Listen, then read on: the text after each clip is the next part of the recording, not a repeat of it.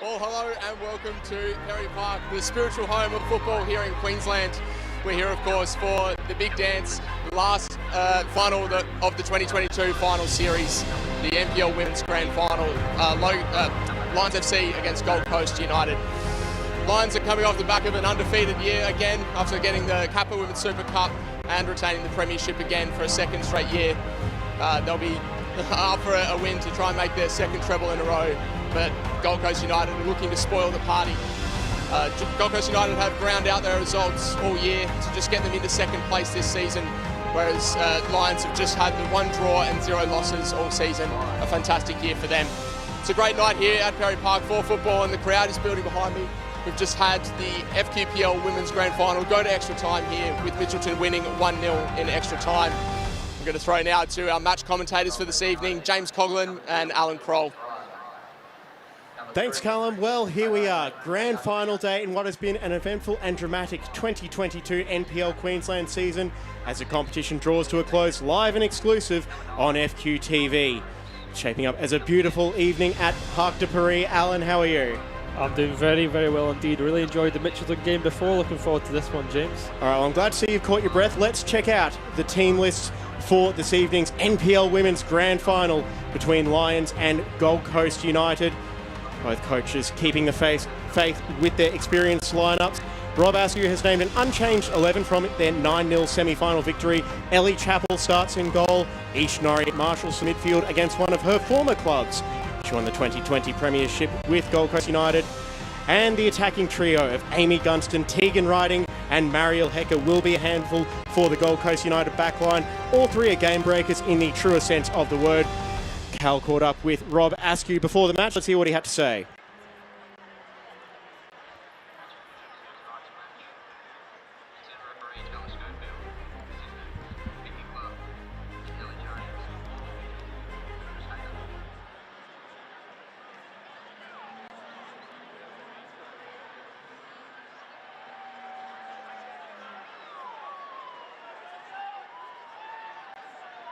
Take out the grand final. Not just take out the grand final, but take out a second treble in a row.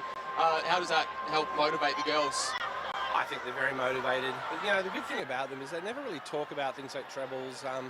You know, they get one thing done and then the focus switches to the next thing. And I think they'd be pretty delighted to get a win and a treble tonight, but also to keep that undefeated run going. Yeah, an undefeated run nearing 60 games, or probably just under. How does it feel to be a part of that? Oh, it's wonderful. Yeah, no, I've been in situations like that before. When we were at the Gap, we had some great runs. I think we went for 44 games at one point. So, you know, it's going to end. But at this stage, you know, I'd love to get to 60. And but you know, it is genuinely one of those things that you take one game at a time. And yeah, this is a big one. Well, thanks for that, and all the best for tonight's match. Cheers, mate. Thank you.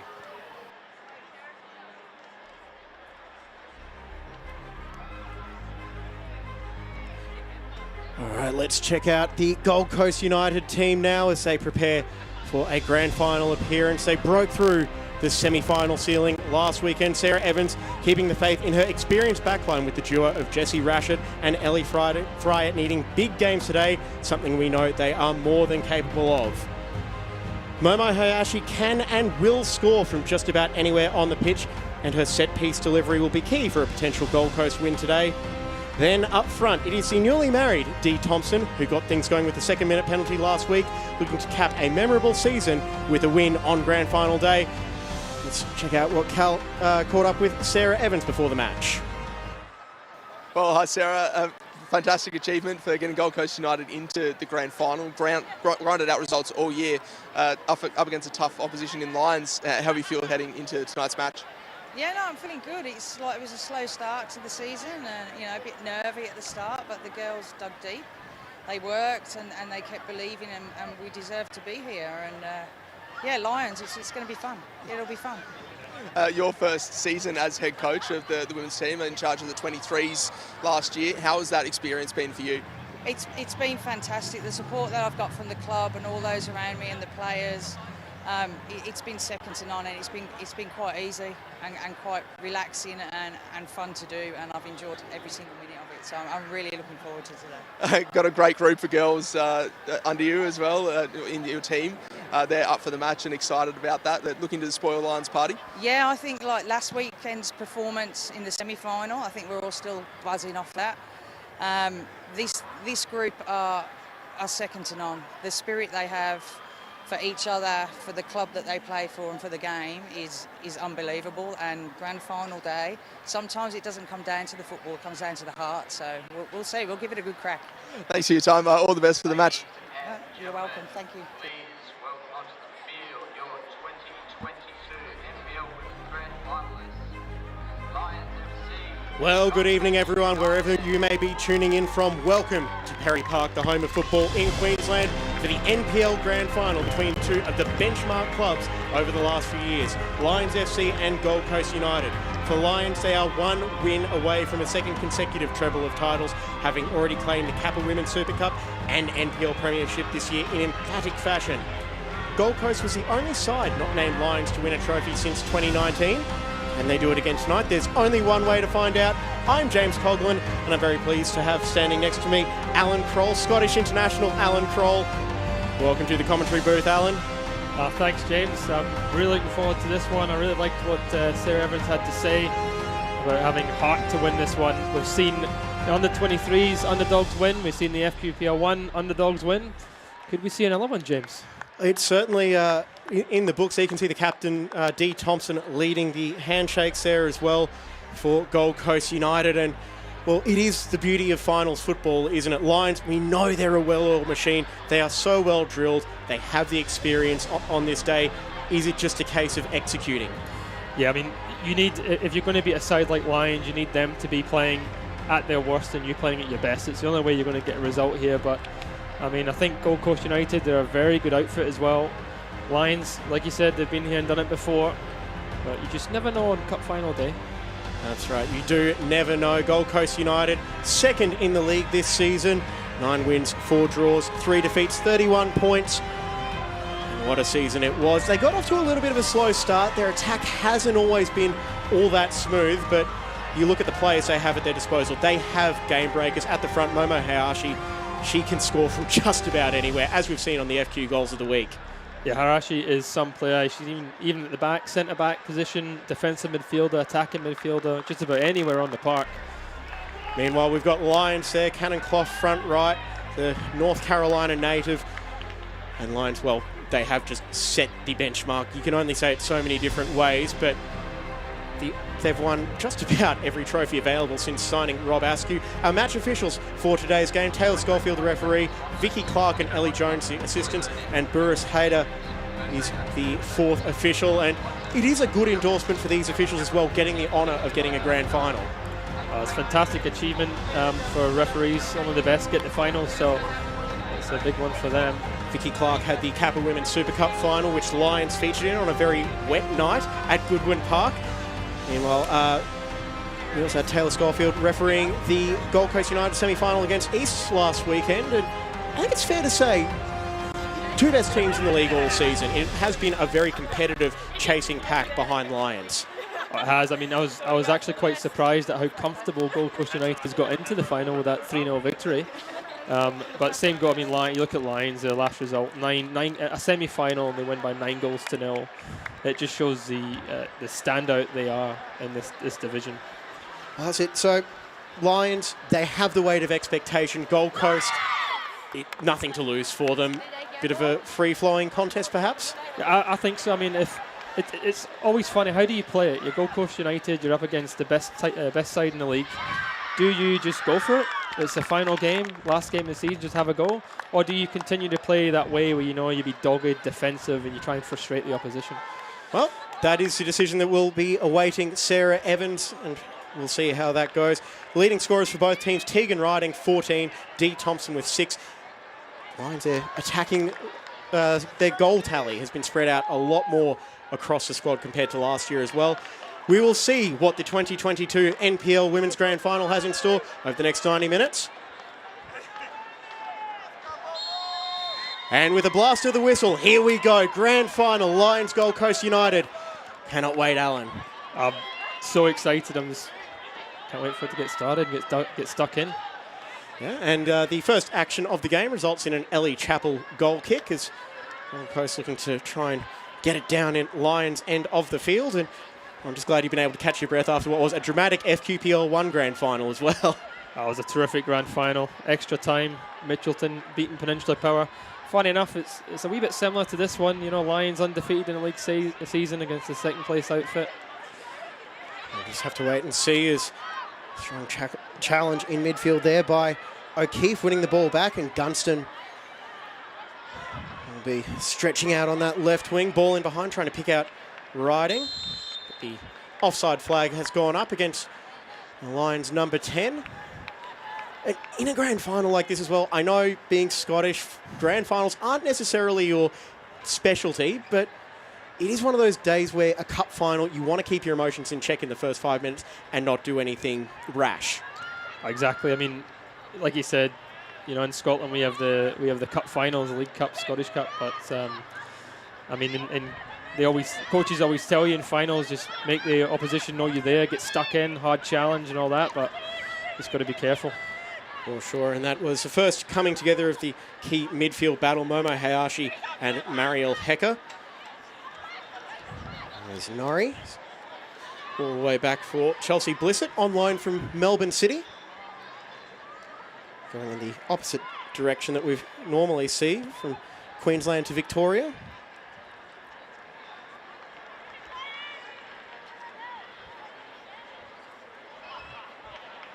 The stand starting to fill out as well. So Gold Coast bringing a pretty full bus of supporters down. And here's Fryer, and she's going to have to turn away Riding's attempted cross. And behind it goes for a corner for the Premier's Lions. Gold Coast United just have to be careful here. Don't want to lose an early goal to Lions. There's Ish Nori. We know she can hit them from distance. She's done it in orange. She's done it in Gold Coast United white as well. I know for a fact Gareth McPherson will be hoping she can do it in orange again over the coming months. There's a captain of the Raw's A-League women's squad. Just Riding centres it there, and it falls for Gunston, but Gold Coast back defending in numbers. Here's Blissett. Thought about the shot. And can only play it off Zoe Corbett.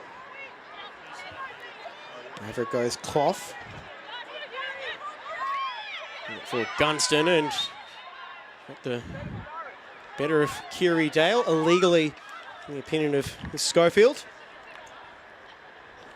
So the two matches between these sides this season, I got to do the first game down at Coplix in June, and it was Lions, they rode an early storm, and then Tegan Riding just went bang off a defensive corner, and it was pretty much all on from there. It'll be interesting to see if Gold Coast look to try and get out to a fast start as well, but they do need to capitalise on just about every chance. Yeah, against the Lions, any opportunity you get, you've got to take it, like you say. I mean, the Lions, they're going to dominate the ball, they're going to dominate possession.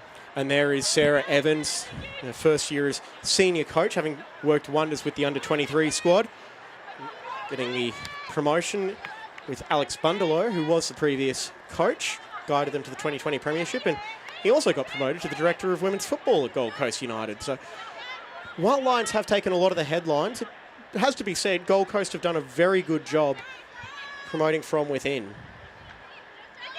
There's Fryer forward for Thompson. Farmer battling with O'Keefe, and that pass wound up deflecting off the back of Dankert, and Murray just pings it out wide. Thompson, the sliding ball there, and footing just looking a little bit unstable there perhaps for Prue Donahoe. Yeah, I mean, it looked like she didn't see it coming, just diving into the right there, through a bunch of bodies. You check out the replay of the shot from Tegan Thompson, and Rashid almost getting a deflection there, and Hecker is cleaned up by Fryer. Legally, he was got the ball, but now here's Hecker bouncing back, looking to play in Gunston! It took less than 5 minutes, and Lions strike first in the grand final through Amy Gunston, and it had to be coming, didn't it? I mean, we already said inside the first 5 minutes, it's just been dominant from the lines. It's a good finish from Gunston. And a little layoff just to set her up. Wonderful start for the Lions, and it's all over to Gold Coast, all to the Gold Coast United now to claw the way back into it. And look at we'll be praising her a lot, but look at the effort of Marielle Hecker, just pouncing on the loose ball and then having the vision to spot Gunston in that space behind. It was just unbelievable work there, bouncing up from the challenge, and also Tara O'Keefe putting the pressure on and forcing the loose pass backwards. So, probably not the start that Gold Coast would have been hoping for. No, but like you say, great play from Hecker. She's on the ground, she gets up and still has the composure just to lay it off for Gunston. And Gunston does have a habit of scoring early in finals. 2021 Kappa Women's Super Cup. Took about 60 seconds for her to get on the scoreboard in that one as well, but it's her first NPL Women's Grand Final goal. A 10th of the season as well, mind you.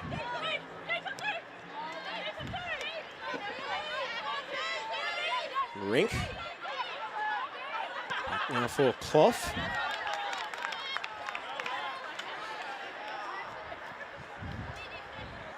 It's Hecker,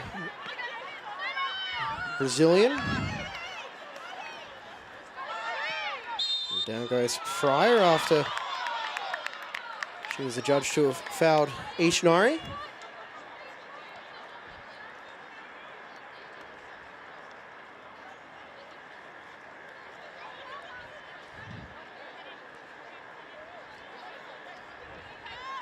And you can see just the arm on arm.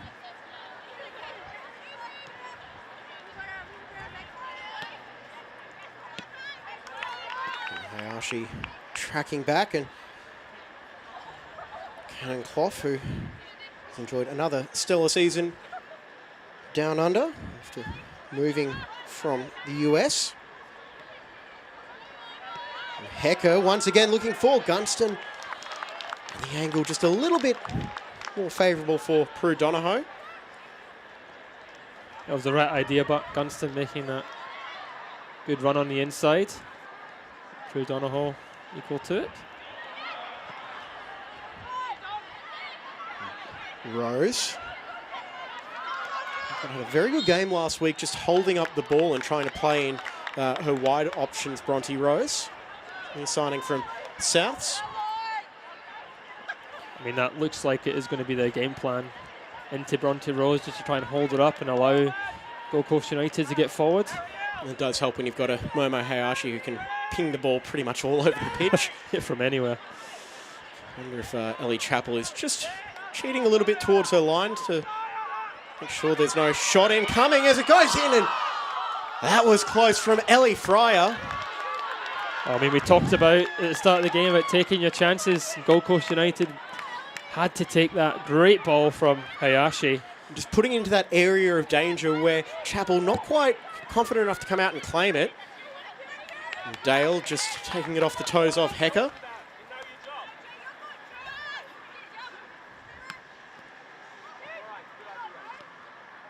Hayashi. Rashid. Out wide, picking out Adamson, who was a late replacement in the semi-final for the injured Annabelle Gibson. And the pressure put on there by Thompson, but Rink able to get it away, but only as far as Hayashi. Hayashi very closely by Kruger, and the shot taken on. And just bending over Chappell's crossbar. You know, it's two big chances for Gold Coast United. That one there coming from a wee bit of pressure.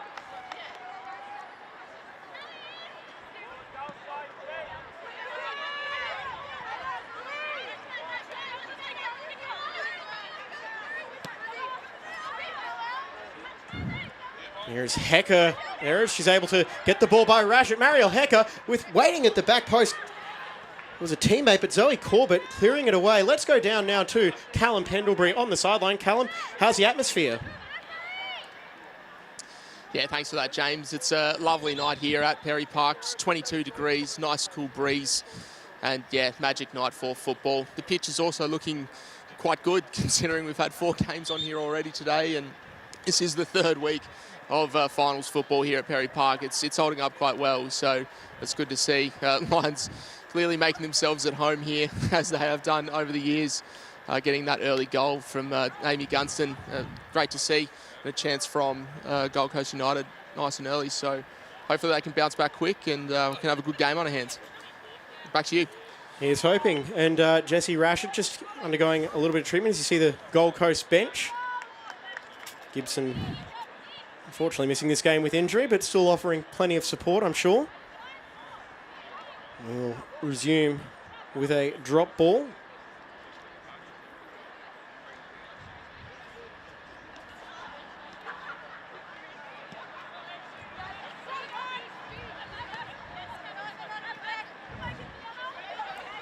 Off with, I don't think that was an intentional trick, but we'll give it the credit for that one. And Hecker once again turning Dale, but can't keep that one on for what is her perspective, the correct side of the sideline. And it's been a bit bruising early on. It's Georgina Rink feeling the pinch a little bit from a collision, perhaps. Yeah, well, Gold Coast United definitely getting stuck in, as they say. I think they've recovered reasonably well since losing that early goal. They haven't dropped their heads. They've pushed on. And they will still feel like they've got chances to come as well. That won't be one of them, though, as a foul was called against Adamson.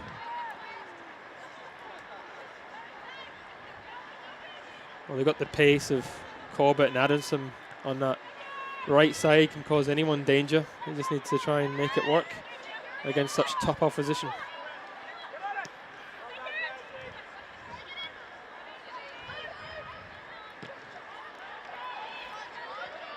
And Tegan Thompson.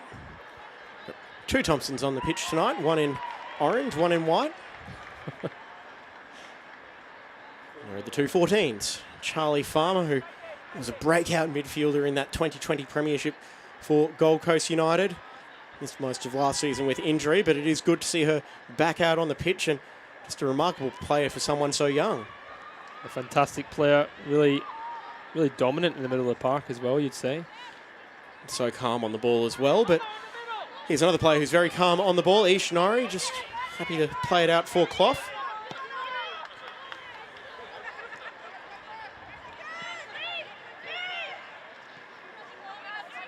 Here's Clough trying to play it forward. Zara Kruger, 16-year-old Zara Kruger, who's established herself as a mainstay of Rob Askew's side.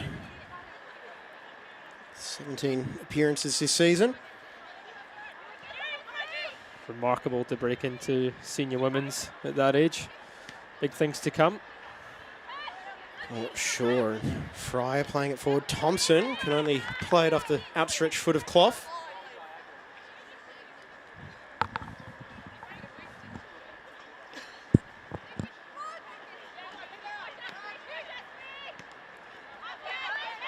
And Hecker just closing down the angle and opening up a throw-in now, which will go the way of Gold Coast United.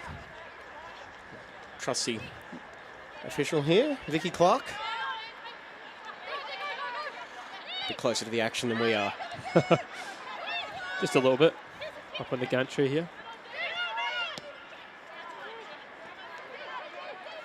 There's Rink over for Clough. Norrie with Dankert keeping a close eye on her. Rink. And now she's got time to pick her pass and didn't quite pick the correct option as Rashid will sweep up. Send it out for Corbett. And that is one area that the absence of Annabelle Gibson might be felt for Gold Coast United as well. Gibson would start it right back and allow Corbett to push up to right wing, but here we are on the left with Thompson battling with Clough, and Clough just using her strength to shepherd the ball out. Let's see, there's a few insects possibly getting in the way. We might have to check with Callum on that. I tell you, you don't get that in Scottish Cup finals. Isn't that just ice? No, that's the summertime. Rain. Well, we did have rain in the grand final here last year. There was a long delay because of that storm.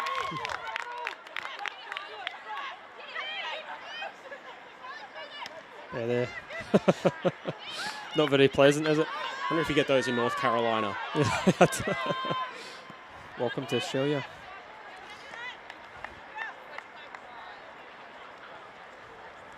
You can just see Gold Coast United, you know, they're starting to put a little bit of pressure on the Lions, and they're forcing them to play those long balls that they don't like to do. Got the opening quarter of an hour away. Probably not the ideal start, going down 1-0, and could be a nervous moment there with Tegan Riding bearing down on the goal, and Clough. They just play at such a pace, Lions. Yeah, they play very high press, win the ball as far up the park as they can, just like that. Just a little bit too heavy, and Dankert. Well, you could see the idea there, but Thompson was just sitting a little bit too deep. As Claudia Dankert, who scored her first senior goal in the semi-final last week. Nice header off a corner. Asking a bit of Thompson, though, to catch that. She's quick, but... Yeah. That's the old American football commentator, John Madden. His line is quick, but not that quick.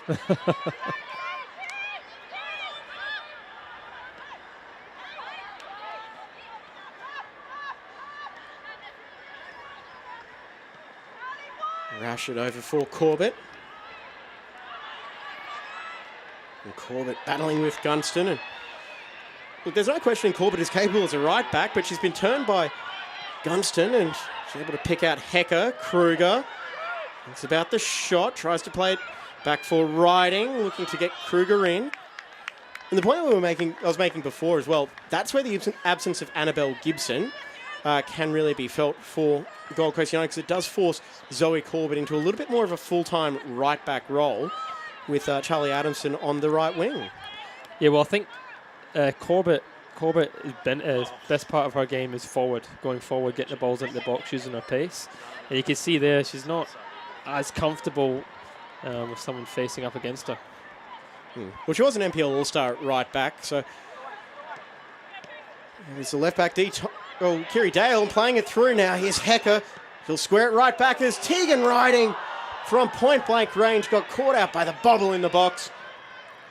Still alive though for Lions. Hecker, Norrie, and eventually it's cleared, but that's only going to be temporary respite. And Clough will flip it forward. That was a good chance here for the Lions. They're always looking to play someone in, you know. They're not trying to just launch it into the box. You see it comes out here. Hecker tries to pick someone out. Still alive on that left side. Falls for Riding. And she'll play it across the face of goal. And Corbett just doing enough to put off Gunston. And Lions really starting to turn the screws now. Thompson, can she get the better of Corbett? She kind of can. Not the delivery she was looking for. Tegan Thompson, just a lazy 10 goals this season. 6 did come in one game against Moreton Bay. Wow. I mean, that's what you said at the start of the game. Lions just have goals all over the park.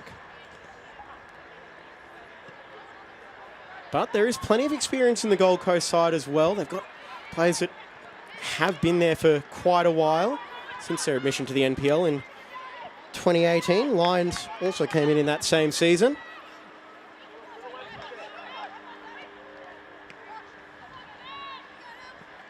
Gold Coast United yet to win a grand final, NPL grand final. That's right. Although, I do have a little bit of trivia for you. I was going to say this till later. The last time Lions did not win a final, an NPL finals match in 90 minutes, was 2019 in the semi-final against Gold Coast United. That game went to penalties. And I remember watching it with Simon Smale commentating. It was an epic. Well, it may still happen here. There's still time. 91st minute equaliser from memory that night. As Hecker puts the cross into the back post. And dealt with Norrie from range. And some calls for a handball against Rashid. Rose winning some precious possession for Gold Coast. And Thompson will try and bend that one, but can't keep it on the inside of the sideline.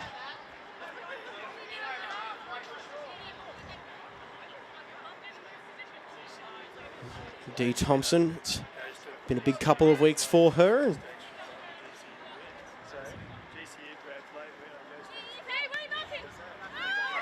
There's a shot from Norrie. Nothing really doing with the handball shouts. Is riding.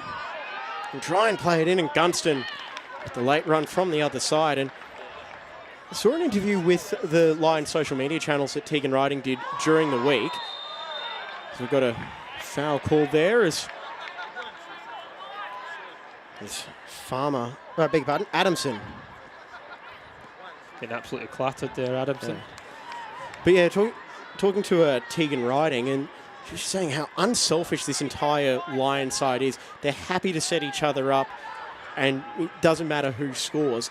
They're all celebrating the same because it all counts towards that collective goal. And that is one thing that Rob Askew has done quite well, is managing what is a team of stars. Like, they go into every season with the expectation of winning every game, and they just manage that so well to just keep everybody pushing in the same direction. That's great winning mentality. I mean, you've even seen that with the goal. Clough could be in here. She's still on a step on Thompson. Cannon Clough from range. And over the outstretched hand of Prue Donohoe and over the crossbar. That was a good quick break from the Lions, one end to the other. Good opportunity here. And smart work by Clough as well, just knowing that Thompson was bearing down on her, saying, I'm just getting this shot away. Yeah, she's leaning back slightly as she hits it, probably trying to get over Prue Donohoe, but from that angle from the camera, you can see it was well over the bar. So halfway through the opening half, as Rose to head to the ball, and Rink gets a boot to the ball following that.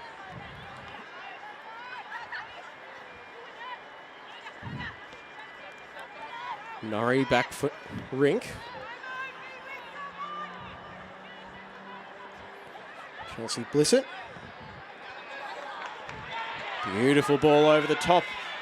And Rashid and Corbett teaming up to deal with it. Seek the security of the sideline.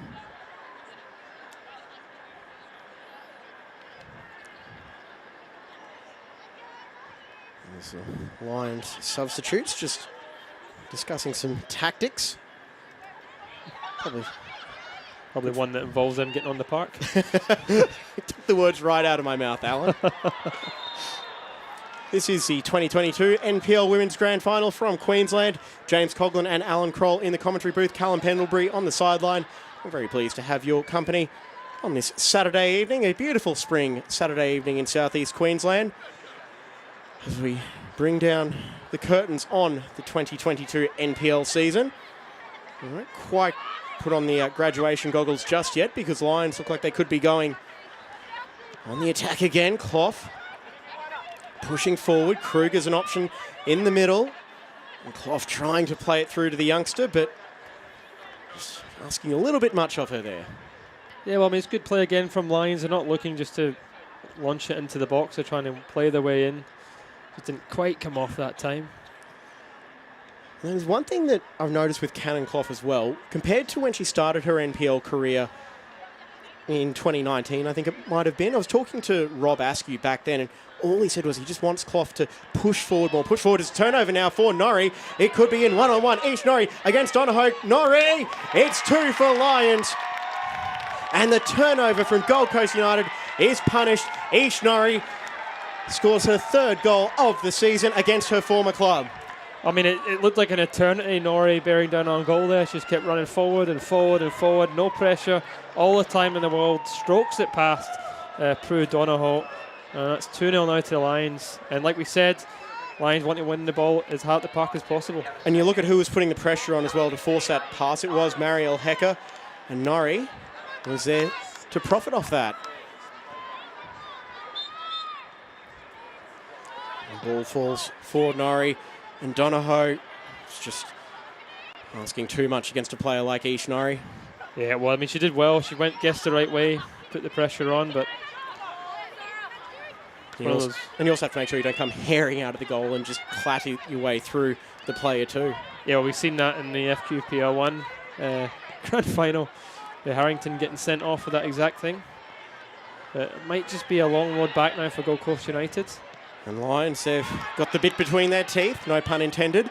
As it goes out wide for Gunston, and Gunston had the ball between her feet as it went over the sideline. Ishinori, the captain of the Brisbane Roar.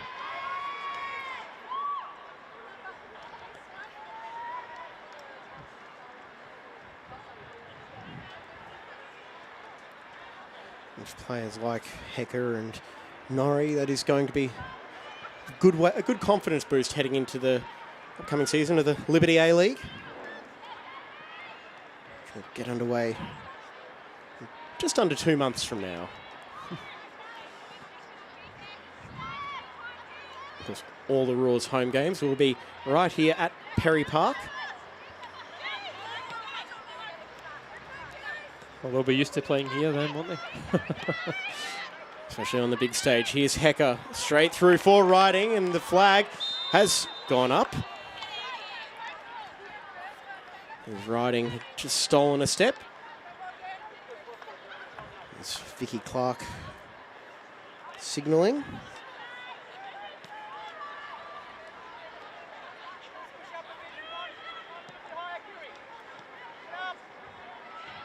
And Gunston trying to bring that one under control, can only send it over the sideline.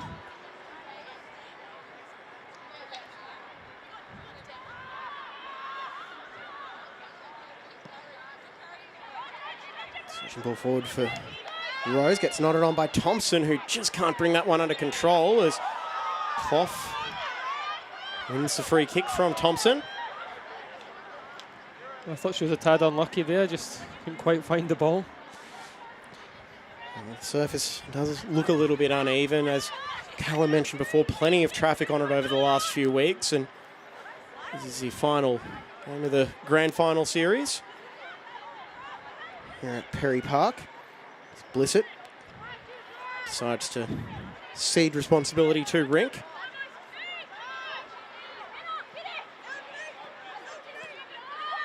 And Fryer, did she get enough on it to get it back to Donahoe? She did. Norrie just doing enough to take the ball away from Rose. Hayashi, she's been quiet after we talked her up in pre-game, unfortunately. Commentator's curse, perhaps. Yeah, well, you're up against such good quality in the middle of the park. It's really difficult. You know, you can always tell the first half hour Gold Coast United have just been chasing shadows, as they say. It's been all Lions. Although here we go. As Corbett managed to catch one of those shadows and got the ball. But as some of the assistant referees in the crowd feel like that should have been a Gold Coast United throw-in, but signal was for Lions.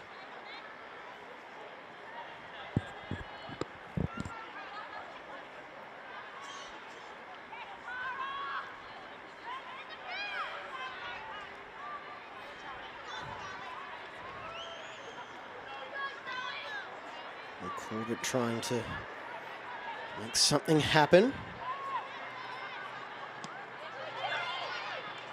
And Thompson winning it back, trying to take the shot on from range. D. Thompson can only deflect for the benefit of Blissett. Tegan Thompson getting it inside. O'Keefe. And Corbett. Dankert. There's just not a lot of space for Gold Coast to function when they get the ball in that attacking third, as Lions win it back and can now work out their best course of action, and probably wasn't turning it over to Hayashi. There you can see when Hayashi got the ball, Tegan Riding coming back to just close her down and make sure she hasn't got any space on it. Well, they've obviously identified Hayashi as most likely. Thompson, she'll take the shot on from range and challenge Ellie Chappell. And that, I think, might be the first attempt on goal that Gold Coast have had. Yeah, we had that chance for the delivery into the box, but I'm not quite sure if they got a head onto it. So you might be right there, James. Well, the first attempt with a boot. Yeah. I mean, is that signs of getting a wee bit frustrated there, shooting from that range? I think that's almost the way you've got to approach this Lions side as well. It is just a bit of a shoot on sight, and we could see a shoot on sight here if Dankert can win the ball back, which she attempted to, but Lions in a pack, winning the ball back. And Rink can only pick out Adamson, but Adamson couldn't bring that under control. Came in a little bit of steam on it. Ellie Chappell, and that was a less than ideal clearance from Ellie Chappell.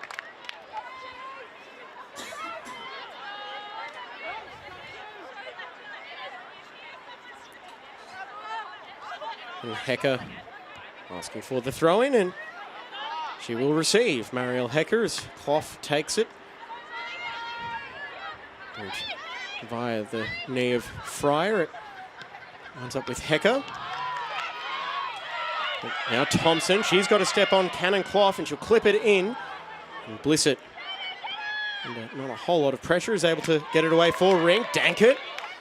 Now Gold Coast starting to put the pressure on a little bit further up the pitch, and Lions will try and play their way out of it, and Dankert just sliding in a little bit there. And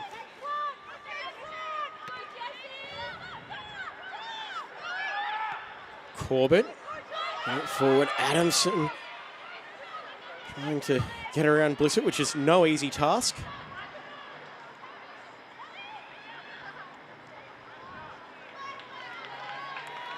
And over the sideline it goes. Well, that's better from Gold Coast United, putting the pressure on further up the park. See the crowd at Perry Park. See a few familiar faces up there.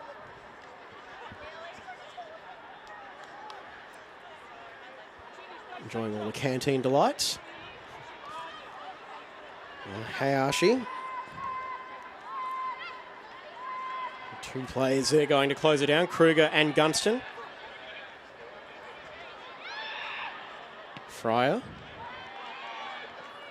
Beautiful ball out wide for Corbett.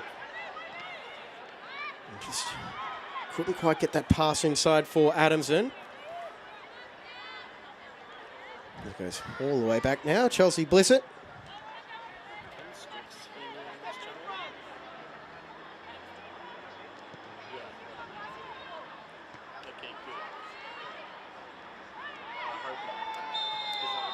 And O'Keefe gives up the free kick after trying to go over Charlie Farmer.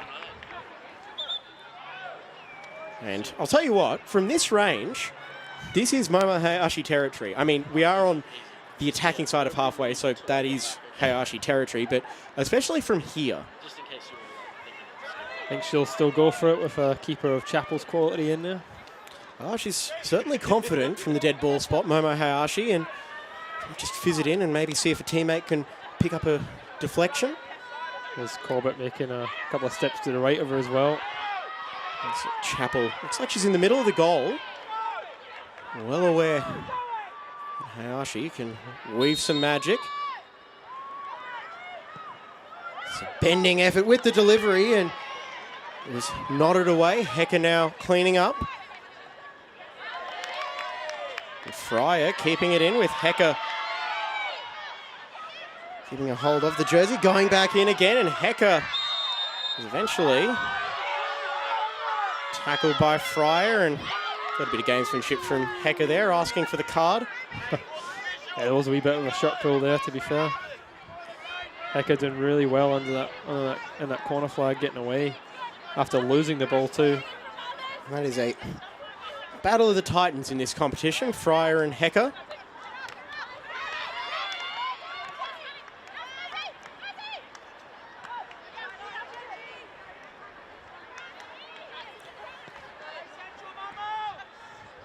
And over the bobble out for Tegan Thompson, who is stopped in her tracks by Adamson. 10 minutes of normal time remaining in the first half. Rink just getting rid of it, but only as far as Hayashi. Flips it forward. Rose looking to move it quickly. And Thompson, it's dawdled on it a little bit. And Chappell out Wells' claim. That was a great goalkeeping there from Chappell. Read it well. Off our line quickly. Gold Coast United just starting to push it a little bit further up the park. Starting to get some chances, some opportunities. Ball at the top there from Hayashi. Rose trying to play it in as we now go to the bottom of your screen as Gunston has stolen a step. She'll try and play it into the box. Kruger, Hecker. Now back for Gunston. Can't find a way through Corbett. Hayashi. We'll see that one over the byline. Prue Donahoe, who's almost the accidental keeper for this Gold Coast United side, isn't it, Alan? Yeah, she is. She's actually a wonderful goalkeeper for the amount of training she does. What is it? What were we told? Was it one session all year because of a commitment? One session all year. That's correct. The coach of the Premiers under-23 Gold Coast United side. Our Lions did win the grand final earlier today by a score of 3-1.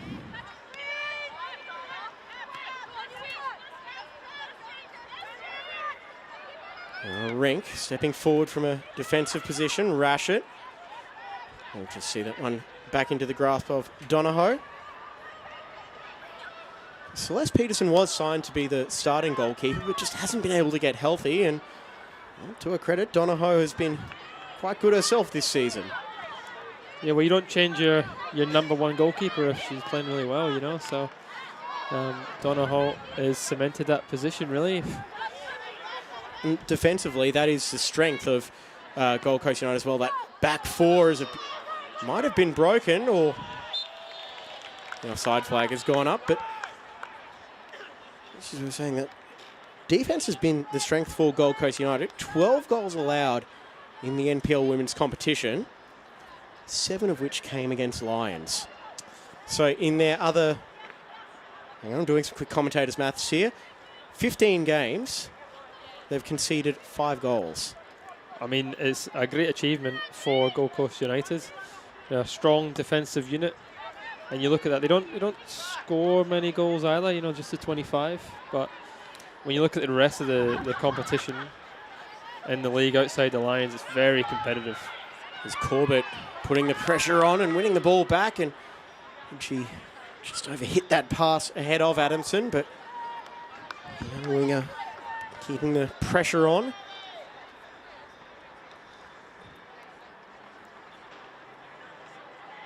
Fryer and Tegan riding. Those two will be very well acquainted, considering how much time Fryer will spend marking riding.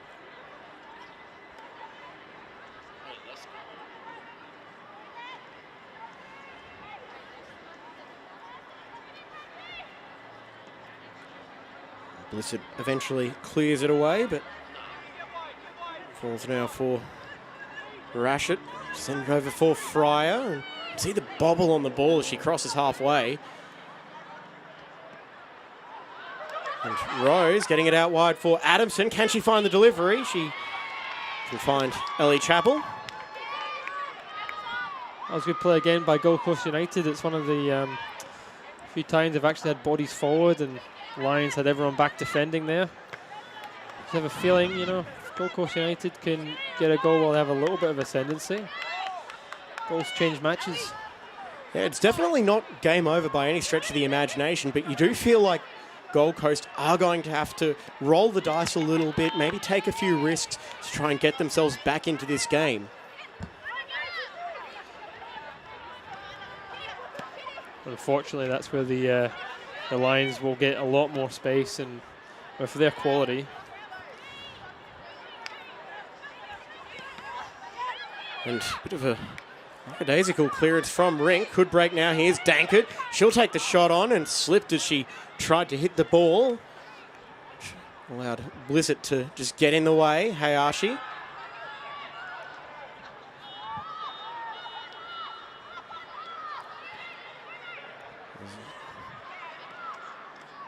Hayashi now forward for Corbett.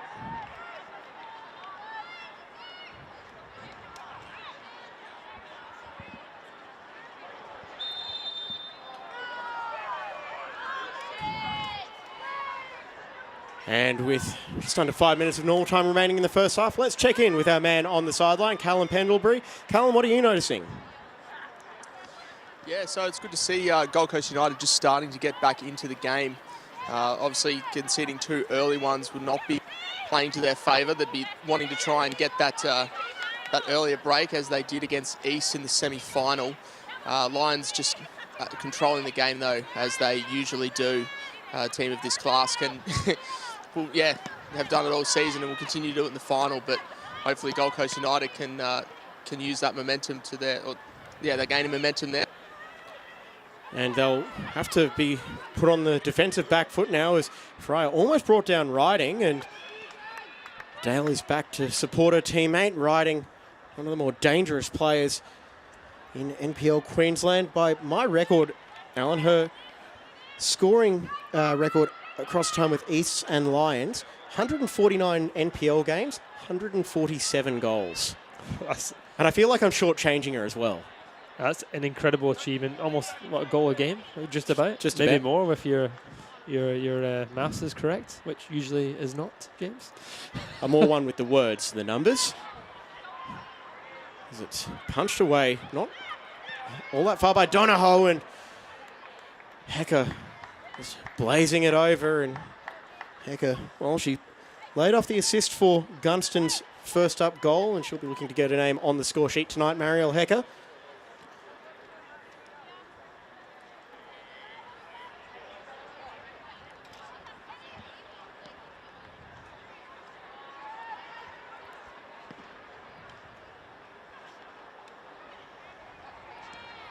And that one is kept in by Adamson, and Corbett plays it out, trying to get around Tegan Thompson. As I mentioned before, is enjoying her best goal scoring season. 10 this year, 8 career NPL goals before 2022. Not bad for a fullback. Yeah, really good for a fullback. But I mean, I think we've talked about this before. Fullbacks are changing the modern game. They're more attackers now than defenders. Well, speaking of an attacking fullback, there she is taking the throw in, Zoe Corbett. One of the bigger personalities in the competition as well. Chappell, as she could be caught out and able to find an alley to pass it off to O'Keefe. Norrie can't find a way through Hayashi and drags her down from behind. And Momo Hayashi, well, it looks like it's all smiles between those two. Hayashi does really well here. She knows she doesn't have the pace, but she uses her strength, gets her body right in front, forces the foul, leaves any pressure that was on there. Gold Coast not wasting any time. They'd love to get a goal back before half-time. Dale. There goes Hecker. Putting her futsal skills to good use. Just leaves Dale in the dust. Eventually she's forced to go back into that dust, though, as she has to retrieve the ball, get it to Clough. And the Lions just working those passing lanes so well, and they've got numbers here on the break. It's a 2-on-1 riding with Kruger, and can only play it to the one, which was Jessie Rashett. Looked like a tired pass there. A minute to go till half-time. And did all the running. And it is starting to get warm again as well. Like, we've had some cold nights over the last few months, not, again, by Scottish standards, but we can compare to, like, the last week compared to what some of these evenings have been at the grounds. Yeah, I mean, the temperature. Yeah, you're right. The temperature has gone up, you know, and getting into summertime. But a bit of a heavy pitch with all the rain as well. That's correct. Yeah.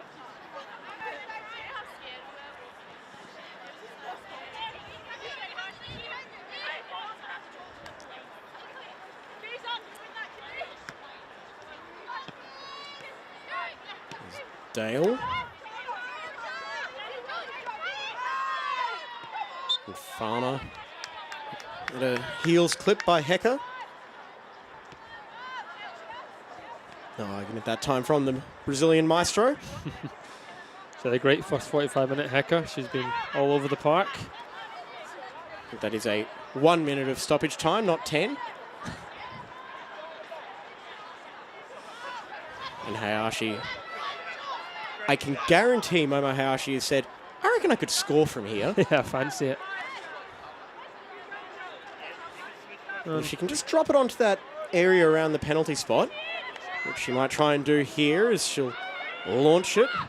And it does find, looks to be Adamson in the trio of Gold Coast players waiting in that vicinity. That was a good delivery. It just needed a little flick on, but fortunately no one could get on there. Would have been a good opportunity for Gold Coast United to maybe pull one back before half-time. And it has, and they haven't been without their chances either in the opening stanza, which is drawing to a close there thanks to the whistle of Taylor Schofield. 2-0 Lions over Gold Coast United in the 2022 NPL Women's Grand Final. Alan, it's been a bit of a back and forth first half despite the scoreboard. Yeah, it has been. I mean, we expected Lions to come out on top, and they went racing into a quick 2-0 lead. But, you know, after that, Gold Coast United have settled into the game. It's game on. Yeah, it's been maybe not completely comfortable for Lions, but they will feel like they're good value for their lead as it stands. They've got 45 minutes to go before they can claim a second consecutive treble of Queensland honours. Will they do it? We'll just have to find out. We'll be back with the second half after these messages.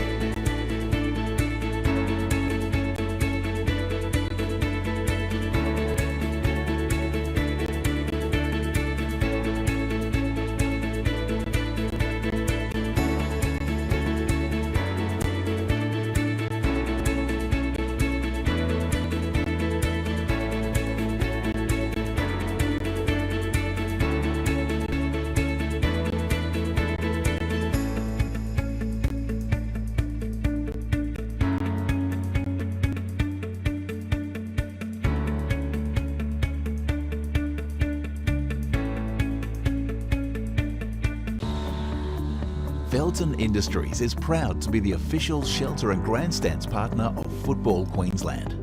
Felton offers a range of premium aluminium grandstands, from elite portable spectator seating to soccer team shelters for players and coaches. Give your fans the best view of the game with Felton's comfortable spectator seating. With sun-safe shelters or powder-coated in your team colours. Whatever your club needs, Felton has a high-quality, low-maintenance seating option to suit. We are the pioneers in Australian-made grandstands and team shelters. Contact Felton today on 1800 834 016 or visit felton.net. Vito Sports pride themselves on delivering top-quality FIFA regulation-compliant goals. Each goal is made from durable, high-density, thick aluminium and then finished in a white powder coat. To provide quick delivery, Vito Sports stock all goals in this range within their Brisbane distribution warehouse, allowing customers to quote, order and deliver in a matter of days. If you'd like to inquire about the Vito Sports goal range, email us at admin@vitosports.com. And we're here at Perry Park. It is the 2022 NPL Women's Grand Final. Lions 2-0 up over Gold Coast United. James Coughlin and Alan Kroll in the commentary box. And Alan, it's been an eventful first half. Plenty of back and forth. Yeah, both sides having their chances, but it was the Lions that struck first.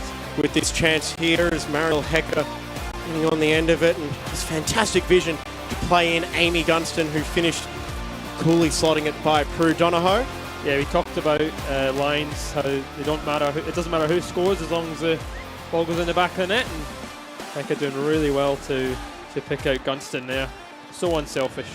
And that run from Gunston as well, quite cleverly finding the space in behind the right back, and Kiri Dale just with a loose pass under pressure from Hecker and Norrie. Seems like she had an eternity to pick a spot there, and I wasn't sure which way she was going to go, and eventually she settled on that near post. Yeah, you're right. I mean, she was running in on goal, no one was coming to close her down. You just wonder if Donahoe maybe should have committed a bit more, but still, she had all the time in the world to just place it into that corner.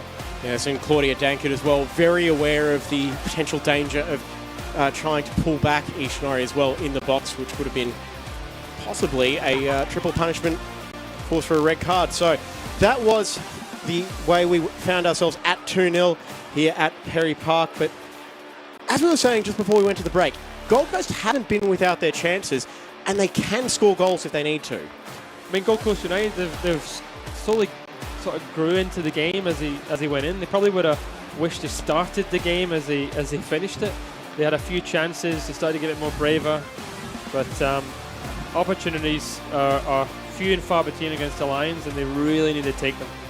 All right, well, that's going to be it for our commitments for halftime. We're going to take you now to a clip from the FQ show.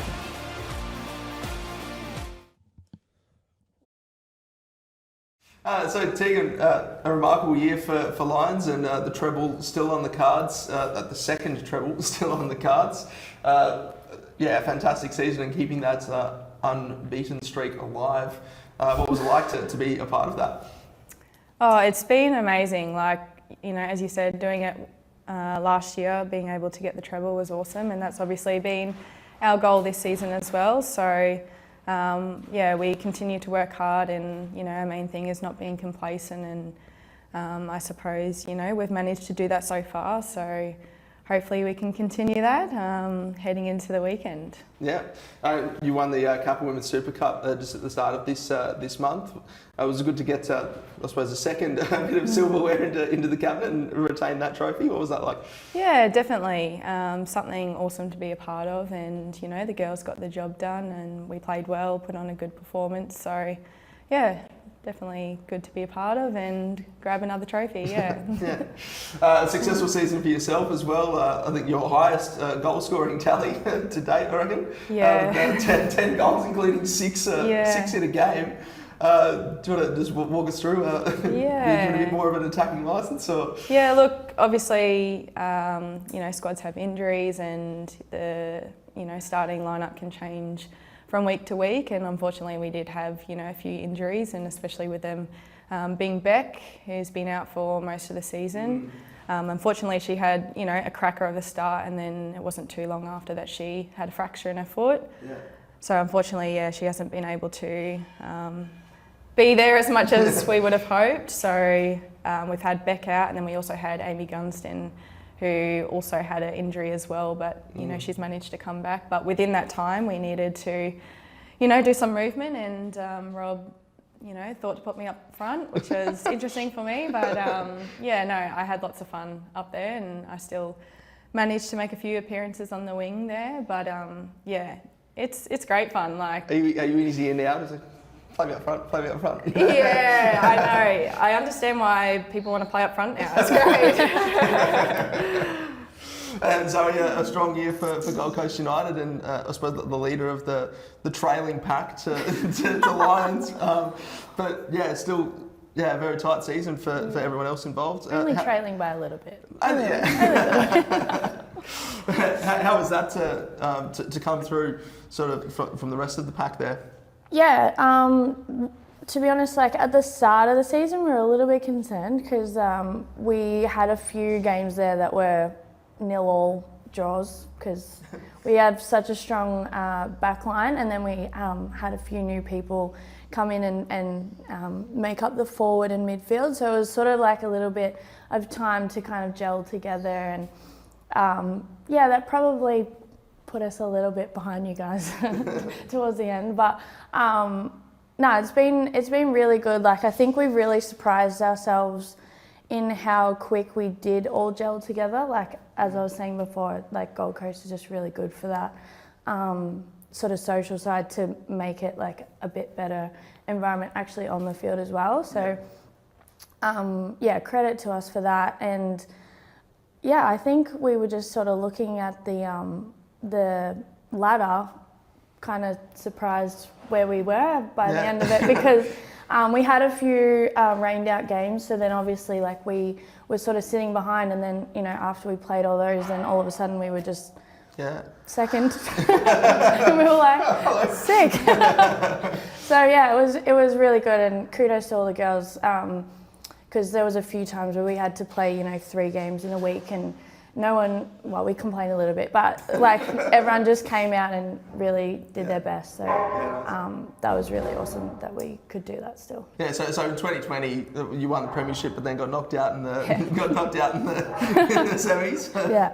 And then even in some of the Capital Women's Super Cup games, those knockout games. So yeah, we do well when we need to. But no, it's going to be really good to just end it in a grand final finally after all these years, and I'm excited. Yeah.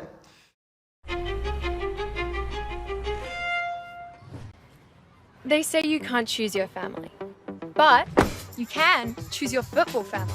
A family has legends you look up to. And the up-and-comers. A family pitches in and works together as a team. We have the ones who keep us in check, and we motivate each other to be the best. Be the best! But it's my brothers and my sisters who always have my back. That's why even my real family love my football family. So what are you waiting for? Join our team. Come on!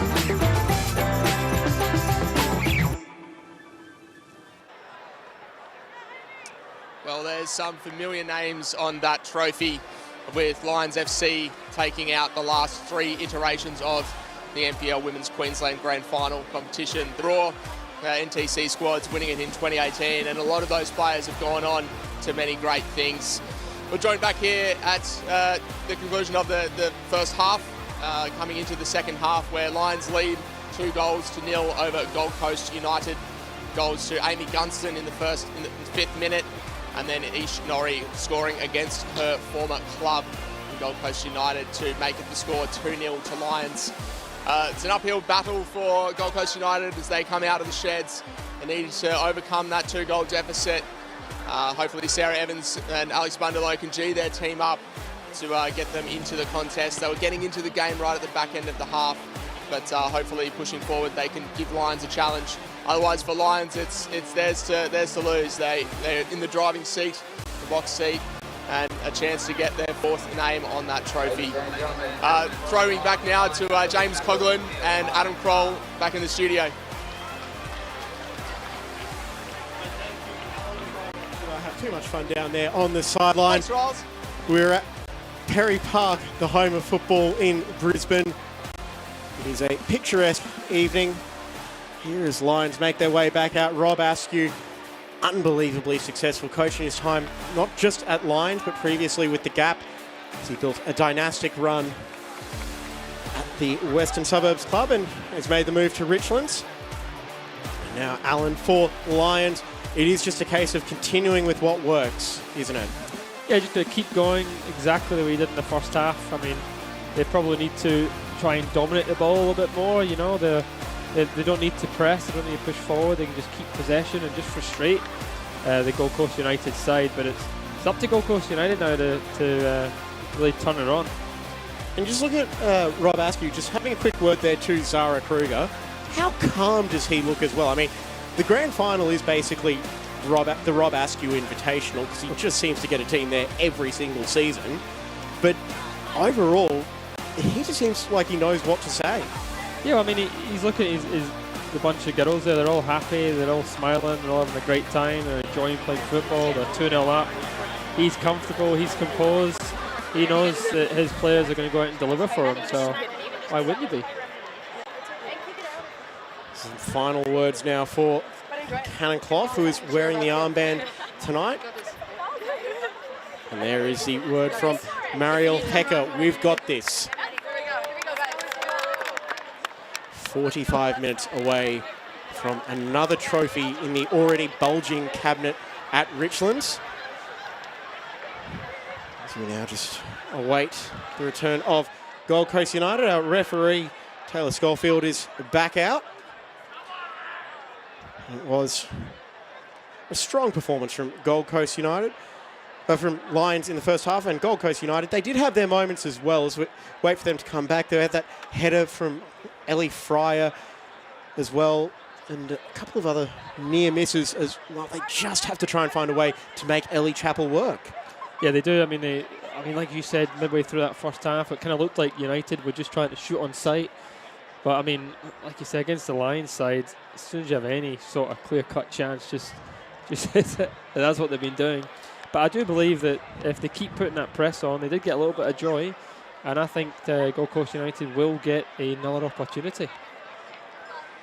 We'll just have to wait and see as we wait to see Gold Coast United making their way back out onto the pitch. It's a pretty solid crowd for September evening in the middle of the school holidays as well. Plenty of people out there keeping an eye on things. Now, since we've got a bit of time and we wait for Sarah Evans to finish her talk, we did mention this in the first half. The last time Gold Coast United didn't win a finals match in 90 minutes was the semi-final against... The last time Lions didn't win a semi-final was against Gold Coast United, 1-1, and they were pushed all the way in that game as well. Thompson scored in the 16th minute. Tanisha Stanley, the 91st minute equaliser for Gold Coast United. And that game went to penalties. Lions burying 4 of their 5 attempts. Gold Coast United going 2 for 4 from the spot. And it was Tegan Riding with the crucial penalty on that evening.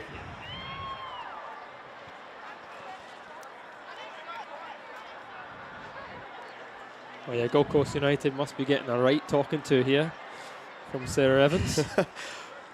Well, I'm guessing the overarching message is it's going to be an amazing story if they can find a way back into the match. And just so relaxed. Hecker, Kruger riding, and we are just left to wait as well. So we'll quickly talk about Lions' dominance as well. Overall, since they were admitted to the NPL, their league record, 91 wins, 11 draws and 6 defeats. As a point of comparison, because Gold Coast United were admitted to the league in the same year, 70 wins, 14 draws, 25 defeats. These have been 2 of the benchmark clubs in that time. Yeah, I mean, you compare Gold Coast United to the Lions, you might think that the record doesn't stand, but I mean that 70 wins, 25 defeats, that's exceptional for any club at this level. But Lions is they're just second to none at the moment. 91 wins and 6 defeats. I mean, that's just immense. It is.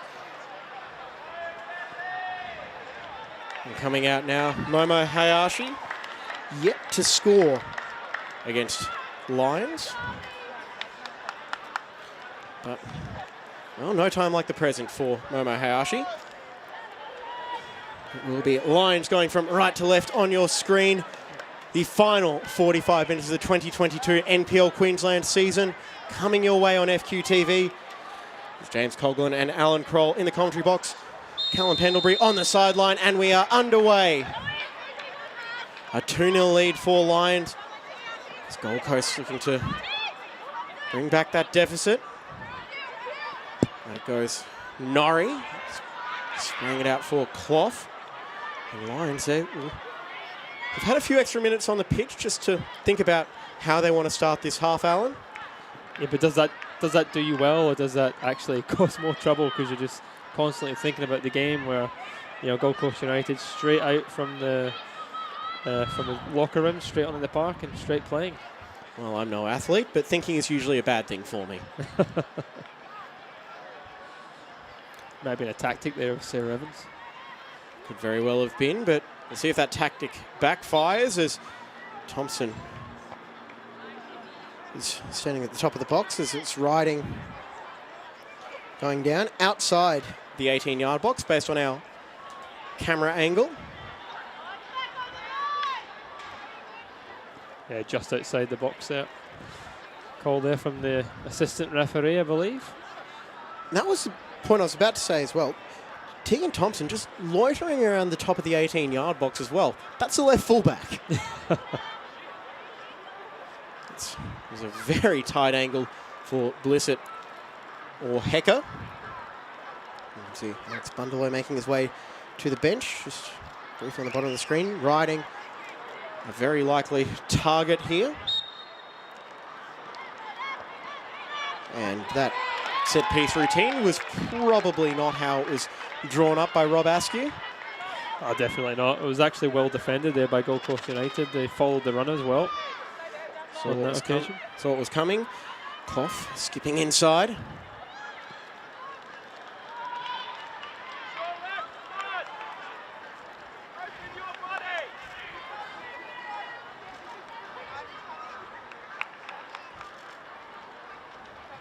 You know, the next goal is definitely going to be crucial in this game. You just feel if the Lions get it, I'd say that's probably a bridge too far for United, but if United manage to snatch a goal back in this, it'd be really change. And we should point out as well that Lions, their defence is just so good as well. I mean, the defence is absolutely remarkable. What did we say at the start? They've only conceded 8 goals. Yeah. That's right, one of which did come in their round 16 match. It was Dee Thompson in the 3rd minute as Lions went to clinch the premiership. It's Zoe Corbett. Well, she's still smiling.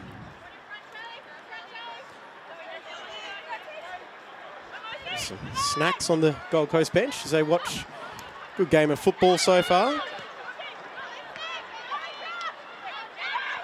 And Hayashi, she'll take the shot off from range. Hayashi, just a little bit too much bend on it as it faded away late. That was actually a really good attempt considering she's falling over here. You see it comes to her, it takes a wee bit of a deflection. And when she just hits it, just a little nudge in the back there from Kruger. Might have just put her off. But that is what we've been calling for from Hayashi, a shoot-on-sight policy. And maybe that was a little bit of a rangefinder for her. We're going to the PCYC end of Perry Park.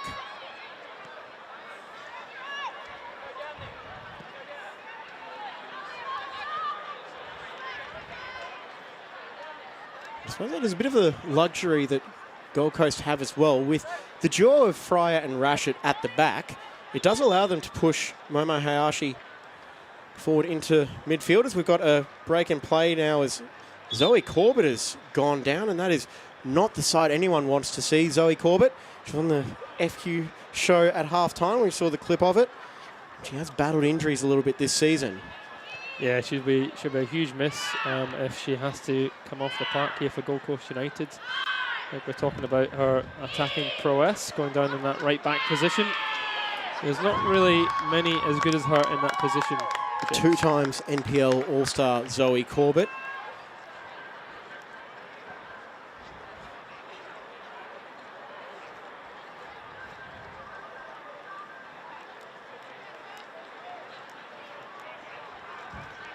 She will just check on it, and that is a frustrated look on her face.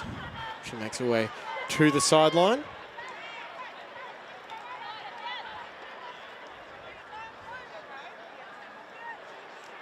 I just heard the question coming in, picked up by the FX mic. Is she okay? We'll have to wait and see.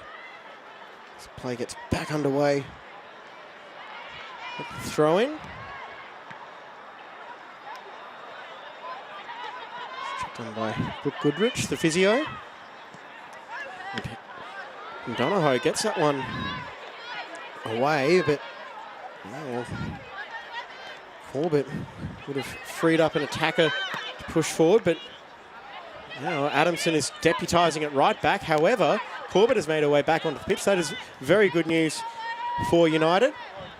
We'll just see how freely she's moving. Still looks a little bit laboured, Alan. Yeah, she definitely does. Not quite a free-flowing self, but interesting there that she stayed forward and Adamson stayed in that right-back position for the moment.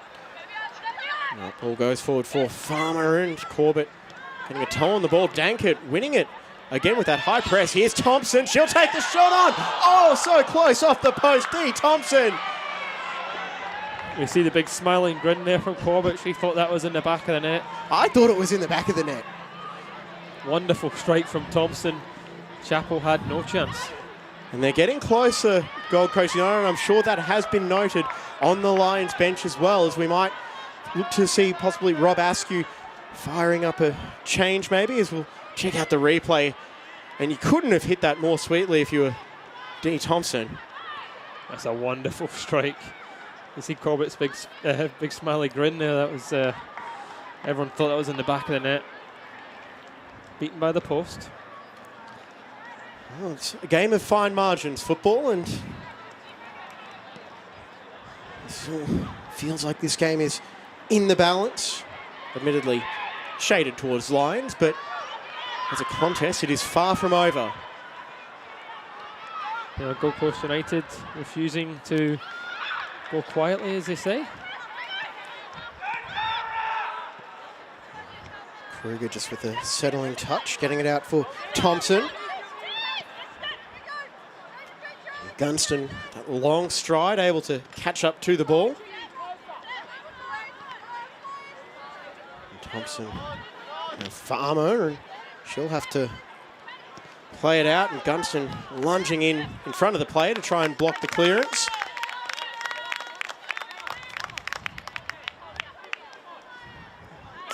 Tara O'Keefe, formerly of Western Pride, played there in 2019 before making the move to Richlands in 2020.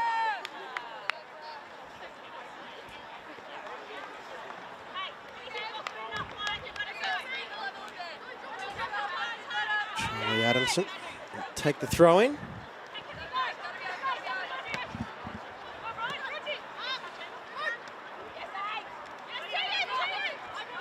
And here's Gunston and Thompson. Chasing it back well is Adamson, and we will now go down to our sideline reporter, Callum Pendlebury. He's got an update on the condition of Zoe Corbett. Yeah, so just getting an injury update there on Zoe Corbett. Just copped a good ball to the face, so just need to make sure that there's no concussion there and she's all right. But as we can see, she's back running around, yelling out instructions there, holding the ball up now, in fact. So she's well and truly okay. Which is good to see. Gold Coast, like we talked about earlier, just getting in at Dee Thompson, hitting the upright there before, which is great. A little bit of dew on the field at the moment, starting to build, so that'll just make that ball just zip around that little bit quicker. So hopefully Gold Coast can capitalise, but again, Lions still dominating most of possession. So yeah, back to you boys in the studio. Thank you very much, Dr. Catwalm. It's good to see Corbett returning to her mercurial self. Yeah, well, you still see that Corbett is playing more further forward there, James. You've got Adamson is sitting in that right back position, maybe a change of tactic.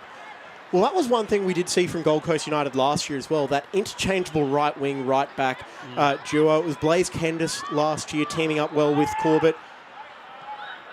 Just try to play it through Lions. So they look for a third goal just to give themselves that little bit more breathing space. It's been a long time since they were breached twice in a match. From memory, it would have been around about May by QAS. QAS were the only side to take a point off Lions this season. It was a 1-1 draw late in the season, 12th of August. And here is Riding on the turn. And that Gold Coast defence was scrambling, trying to contain the sharpshooter Tegan Riding. And just how did she get that much space? Couldn't capitalise on it. She blazed it over the bar and onto the hill. Yeah, I mean, it looked a funny first touch, but it broke nicely for her. And again, just leaning back, not getting over the ball. The strike well and truly over the bar. Donoghue would be relieved that wasn't on target. It would have stung the palms if it was on target at the very least.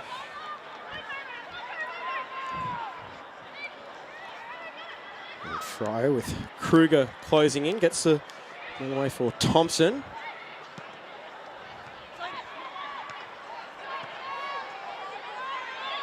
A bit of ping pong in the middle of the park there. Let's settle down now. Here is Corbett, and she'll try and go for a run, but Rink standing off the challenge and is there to pounce on the loose ball.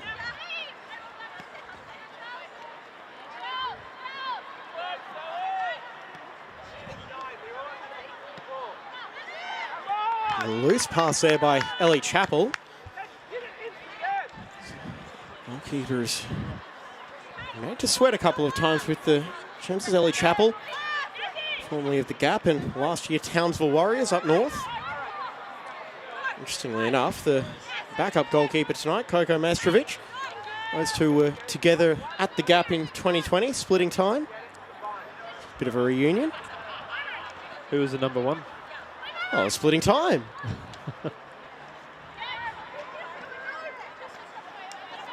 Gets it back now for Rink, who's been steady through the opening 55 minutes.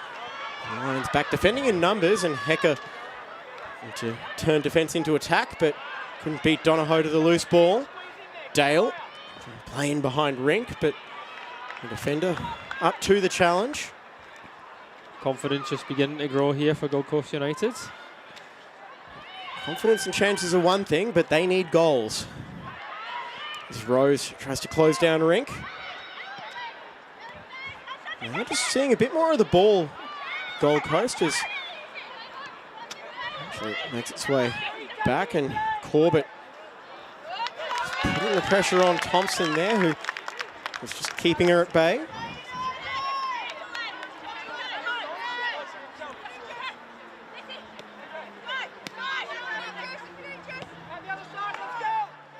Thompson's brother, Andy Thompson, a member of the Lions men's squad that won the premiership there this year. I'm sure those two aren't competitive at all.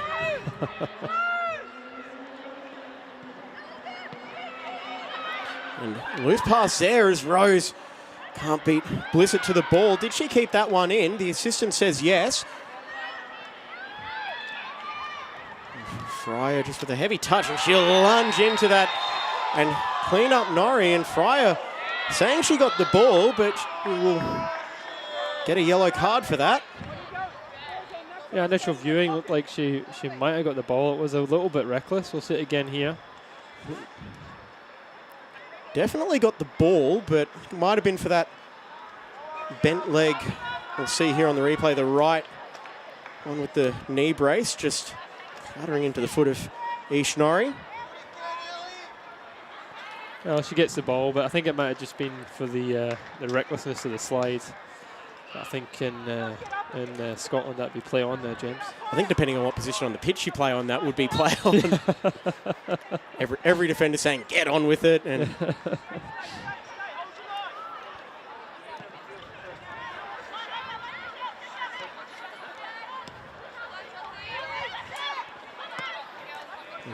Fry's first booking of the season as well.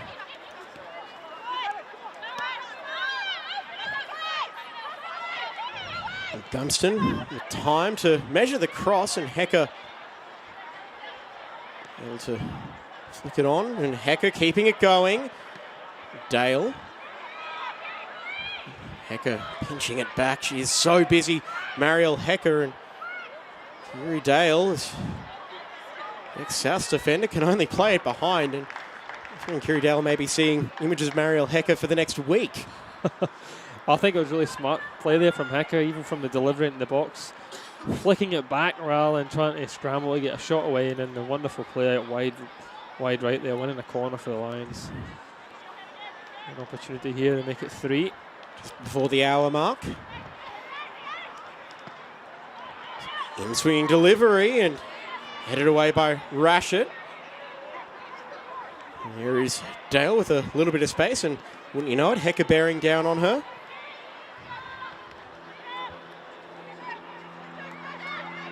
Hayashi. Wonderful. There you go, now a bit of space possibly opening up. Thompson.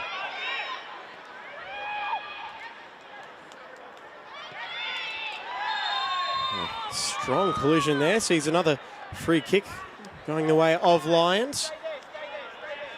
Adjudication of our referee, Taylor Schofield, See the decision as it was Thompson a little bit late on Clough. I think there can be too many arguments.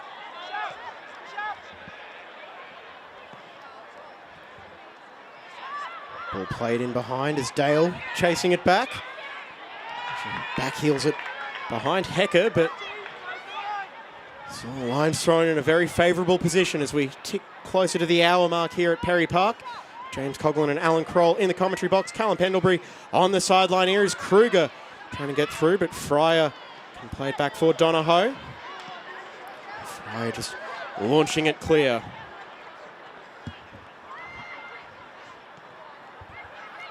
Here's Riding. She skips past the first challenge, sees off a couple. Corbett just getting in the way. Out it goes Thompson. O'Keefe.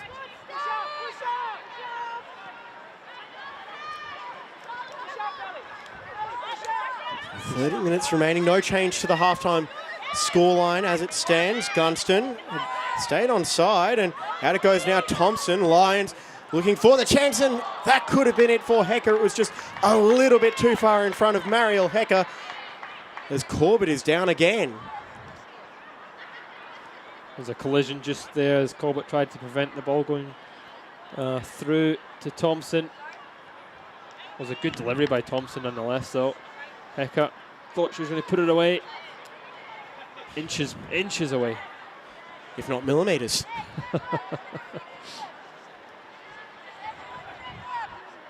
Gold Coast still hanging around, still making a nuisance of themselves.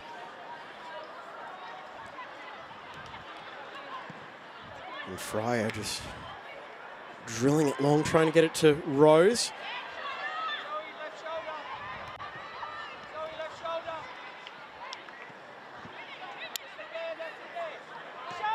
Lines to provide an option for Blissett, and a beautiful pass to pick out Riding, but Hayashi strong in the challenge, winning the ball back. Adamson.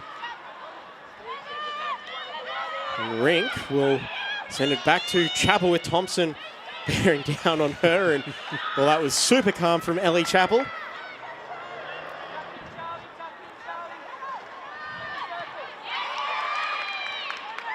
Clough just keeping possession.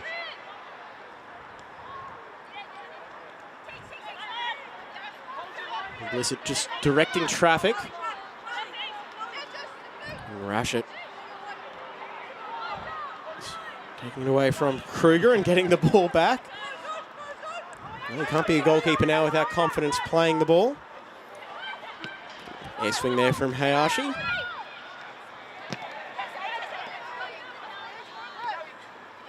Corbett. It is a Lions throw-in, much to the chagrin of Corbett and company. Yeah, it initially looked like it would be a Gold Coast. Yeah, there's a wee touch there. Just off the heel, the boots, possibly a bit of a giveaway.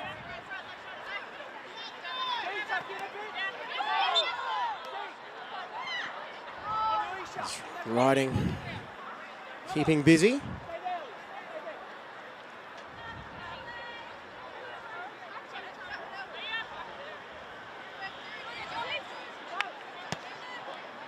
Thompson, back spinning ball in, and it could fall, and Hecker makes no mistake from point blank range. Lions have their third, and they're on the way to claiming a second treble. That was a great delivery into the box. I think it was Rasha that got a head onto it, fell for Hecker, and that's goal number 3, and I think that may well be game over here, James. So we check out the replay, and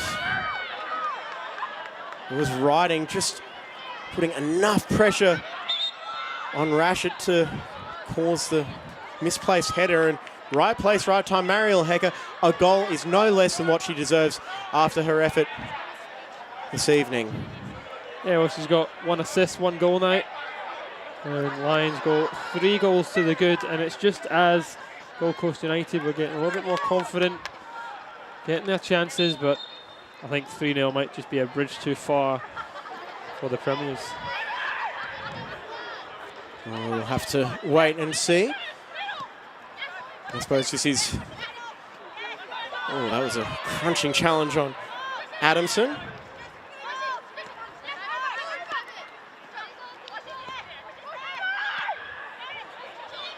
Dankert was the target for that pass, but Blissett made sure to intercept. It's Hecker's 13th goal of the season. Did miss some time seeing family in Brazil. Both she and Cannon Clough actually had the opportunity to go home and visit family during the season, which was a nice little gesture by Lions, giving them some time off. With all the postponements this year due to the weather. Didn't miss as many games as they initially might have thought, but should say as well, we've still got 25 minutes to go in this match, but did a pretty impressive effort just getting this season finished on time, considering we started the season with a lot of rain, and rain has played havoc throughout the 2022 season. Yeah, I think it's credit to the clubs and to Football Queensland for that. I mean, it's a lot of clubs didn't even have the opportunity to train on their own grounds. You know, like Mitchelton were out for a while. Talking to Brisbane City as well. City. So the fact that they managed to get the season finished on time is a credit. Indeed. And Zoe Corbett now pinches the ball off Blissett, trying to play it through. A little outside of the foot pass, but couldn't cleanly get it through for Farmer, who can only feed it to Hecker, and Lions will be able to try and clear their lines with a deflection that finds its way to Kruger.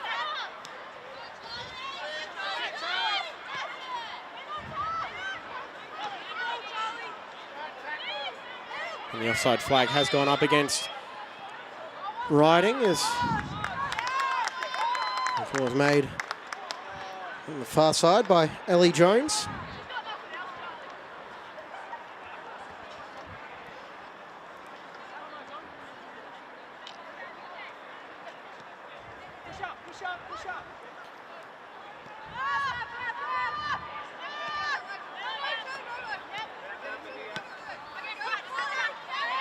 A tired touch there from Charlie Adamson.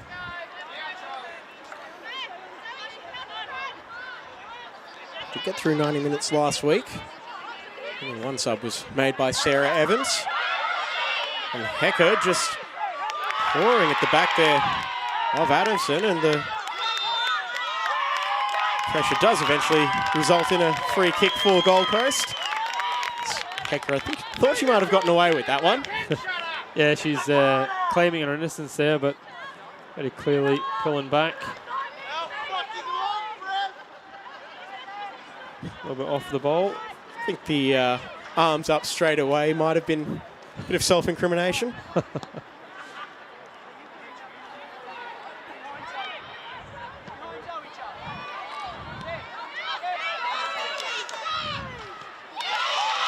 And great pressure there by Adamson, keeping it in, and unfortunately that's only going to be for the benefit of Thompson. See Gold Coast just still looking for the goal, pushing numbers forward.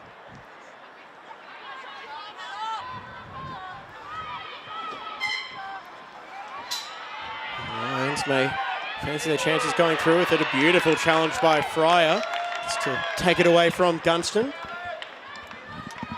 That was a great bit of defending there from Fryer. Had to time that perfectly, and she did. And thankfully not damaging the cameras when that throw-in was taken either. Hecker. As Thompson's made the run perfectly found by Hecker, and just a slice shot from Thompson. Yeah, she controlled it well on her right foot, fell to her left. Couldn't quite hit the target there, but once again it's Hecker. Wonderful pass into Thompson.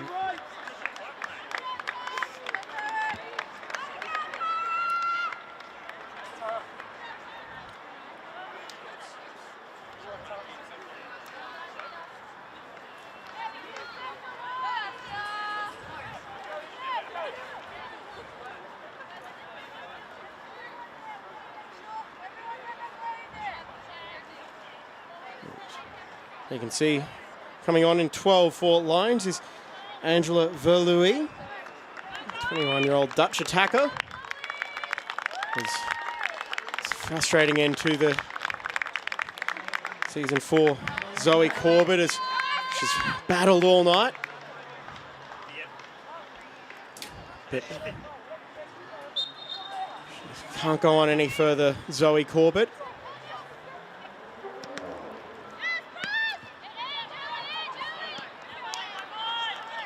Well, Tara O'Keefe was withdrawn for Lions.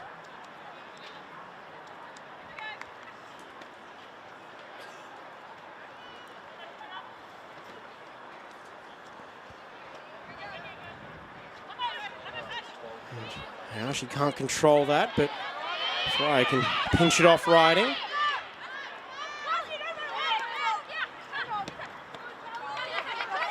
Louis losing out, and there is Asita Neckerbrook, who is the one that came on for Corbett, 19.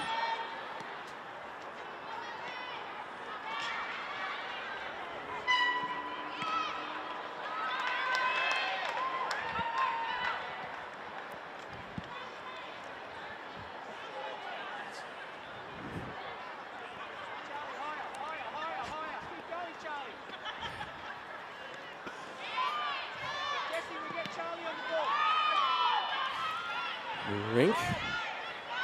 Under plenty of pressure from Rose, but a little too much pressure from Rose. So a free kick,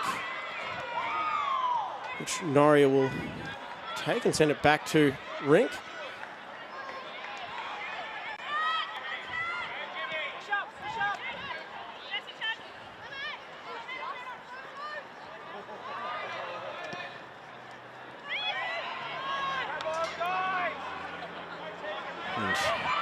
Ryan can't control it. Verlouis and Hecker are there to the left of Riding and try and beat the defender herself, and Hecker is there to feed it through. Here's Gunston with the outside of the boot. Riding on the follow-up, and there's nothing Gold Coast United can do. Lions are flying to another grand final win.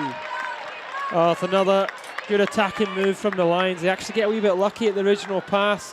Fryer couldn't control it. Could have been a counter-attack for Gold Coast United, but that's the quality of this Lions side. You give them one sniff and they'll take it. It was 4-on-1 at the end there.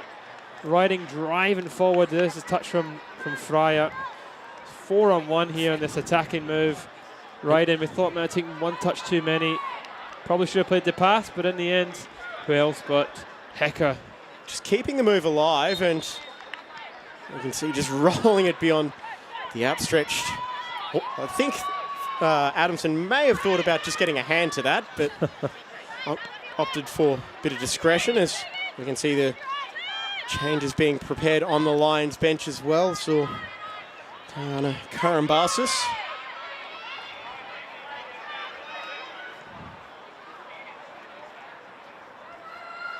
So that is the Fab Four for Lions that have all found their way onto the score sheet. Norrie, Riding, Gunston and Hecker.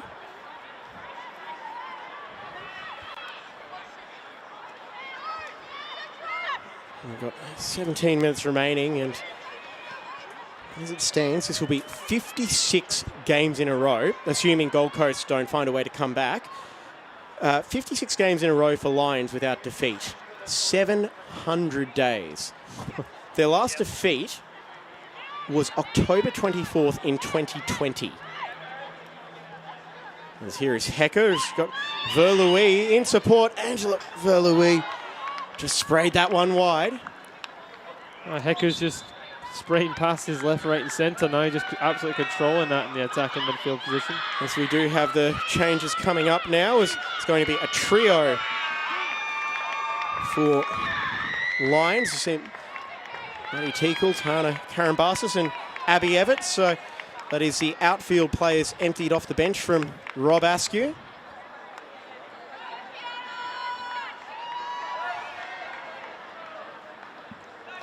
There is Norrie and Clough getting an early mark, as is Georgina Rink.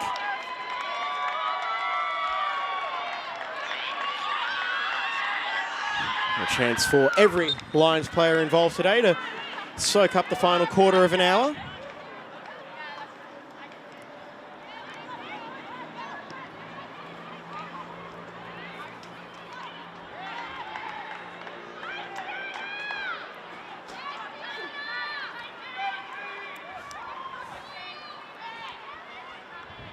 And it is a familiar feeling at Lions. That's another grand final win. 2019, 3-1 over Moreton Bay. 2020, 4-0 over Logan. And last year, 3-0 in a storm-affected match against Capalaba. They just know how to win at this time of year, do Lions FC. As Gunston now look to turn provider Verloui, and, well, they're trying to get the substitute on the score sheet. Yeah, they're just relentless, the Lions. They're not letting up at 4-0. They're going for goal number 5. It's actually a really good ball into the box, and Verloui. Wonder if the bobble just on the pitch there. Just a little bit, looked like the spin on the ball caused it maybe to sit up a little bit for her. As Verloui wound up in the back of the net.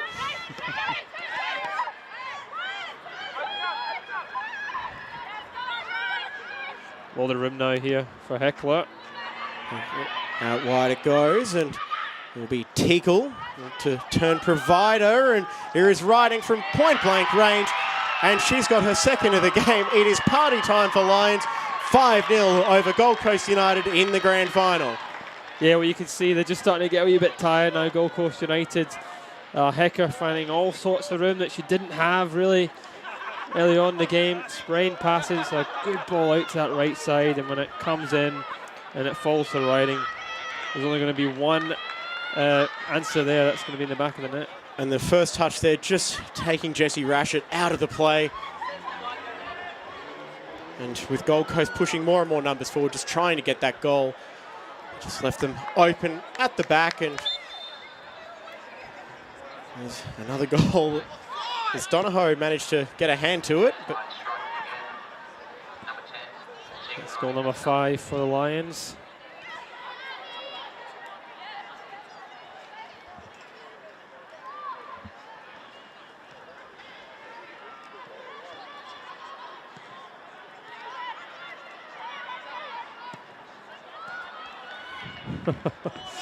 Opportunistic effort. Ayashi, yeah, having a shot. Was it 40 yards this time?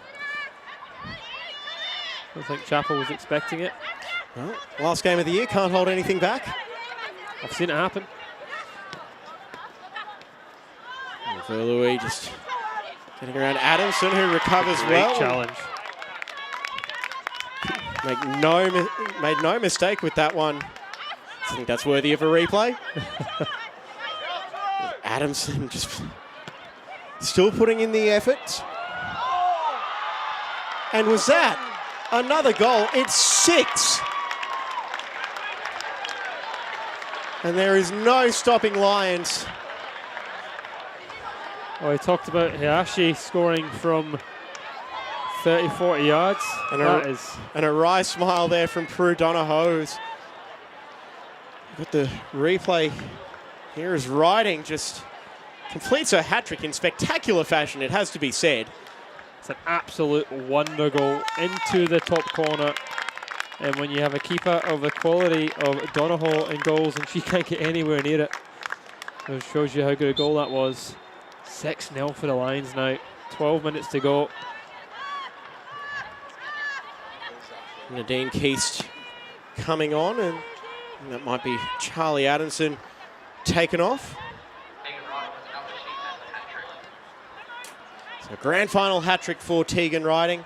She started every game for Lions this season, and it takes her season tally to 19 goals from 18 games. It's about as close to automatic as you can find. There's Thompson, and Gold Coast just looking for a bit of consolation with Thompson having a crack herself. She did hit the post when it was 2-0.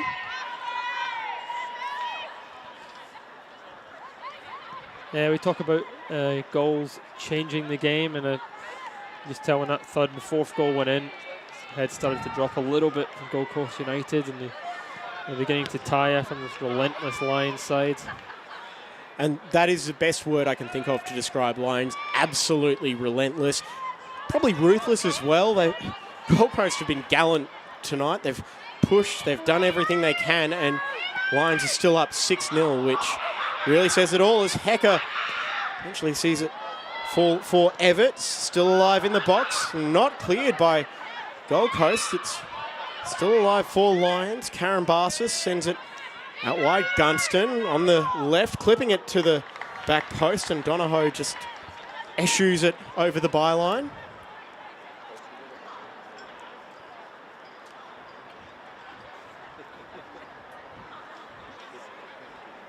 There's not really much more you can say about that, is it? It has just been a stunning performance from Lions, and it felt like they might have been on the ropes a little bit as Gold Coast pushed to get themselves back into it. And then you blink, it was 4 goals in 15 minutes. And that is the mark of a quality team. Yeah, just full of absolute talent all over the pitch. And they're still pushing, looking for a 7th. As Dale just drills that one for safety.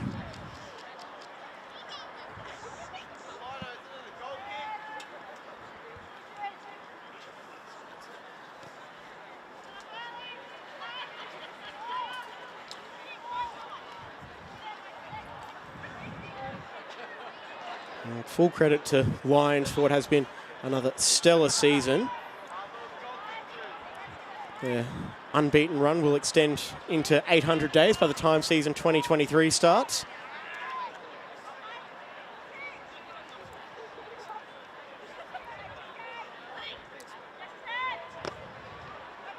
And it goes, the in-swinger is nodded clear.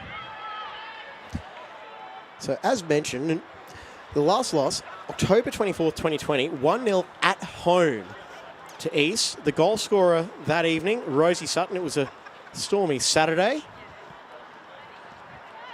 And since then, this will now be 53 wins, 3 draws. The 3 draws have come away to Mitchelton, where they were up 3-0, and then wound up having to settle for a point, 3-3.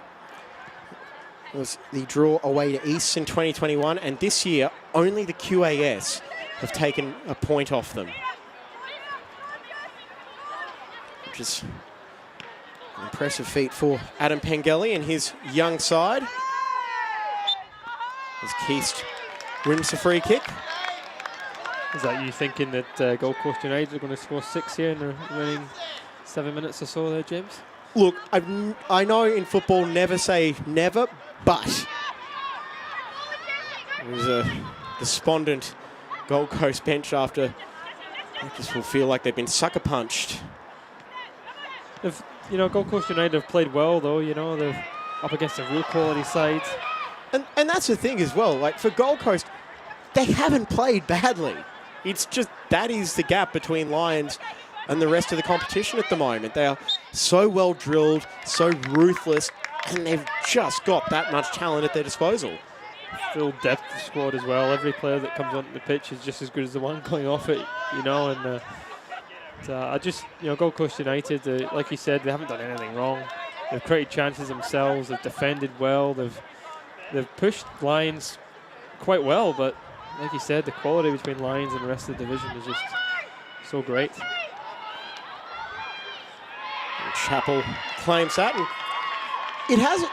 it does say a lot about the depth that Lions have in attack as well, when you consider Shay Connors, 51, 52 goals in all competitions last year. Unbelievable player. She's gone down to Arpia Leichhardt, won the Golden Boot in NPL New South Wales. Well done, Connors, for that.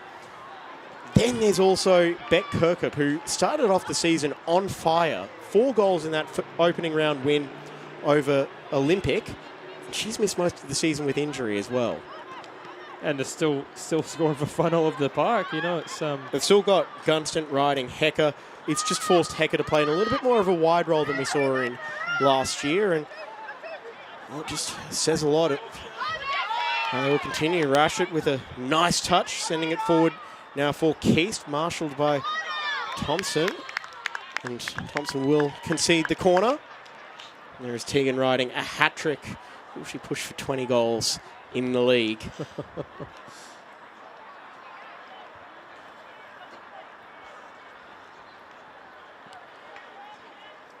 And we'll just see this corner from Lions. And you can see Beck Kirkup on the sideline. Still very much a part of the team as well. Corner for Gold Coast United there, James. It's been a long day. As the ball goes into the back post, it's shot in by Thompson, and Lions will clear their lines, and as they clear their lines, let's go down to Callum on the sideline.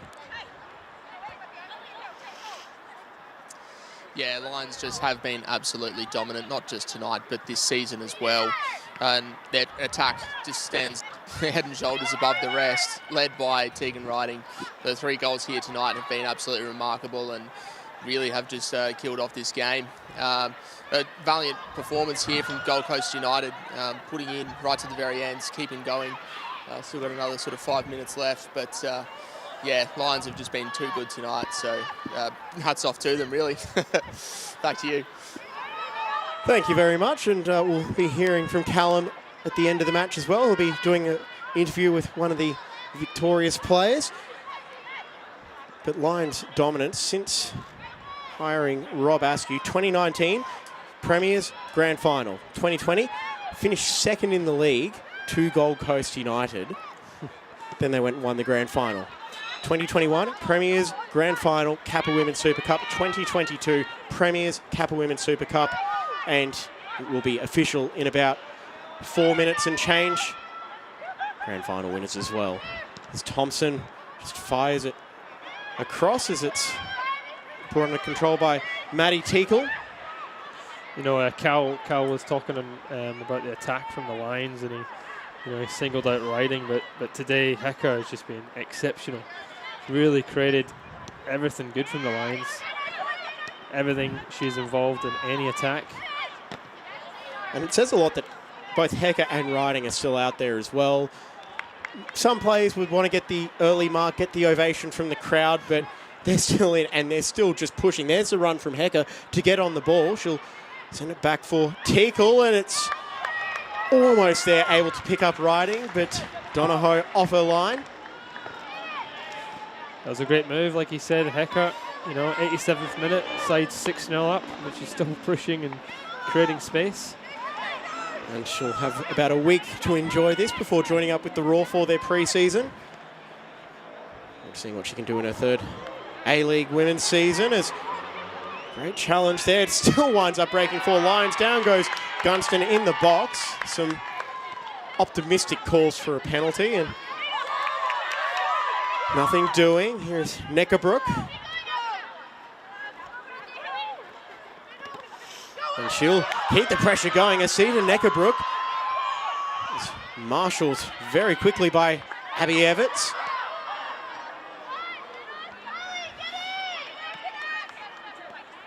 Aaron Barsis now back for Blissett. We've been praising the whole Lions side as well. May as well bring in Chelsea Blissett, who's just been a steadying influence as a centre-back this season. This last year she was recovering from a torn ACL, which she suffered with Melbourne City, but it's good to see her back up and running, both literally and figuratively. Yeah, we've got to build from the back, as they always say when you're building a good squad, but the Lions, the back four has just been exceptional season. Ball through is picked up by Donahoe. Riding just lurking. And back to Blissett as well. And there's been some great shots picked up by our sideline camera as well. You just watch Chelsea Blissett and you can see her just talking every time she's thinking 2, 3, 4 steps ahead. Just directing traffic from the back as well. And I suppose when you've got such a strong attack, it is quite calm as a defender, knowing that you just got that luxury in front of you. As see Thompson just giving up the free kick after trying to go through Neckabrook. And Mama Hayashi with the set piece.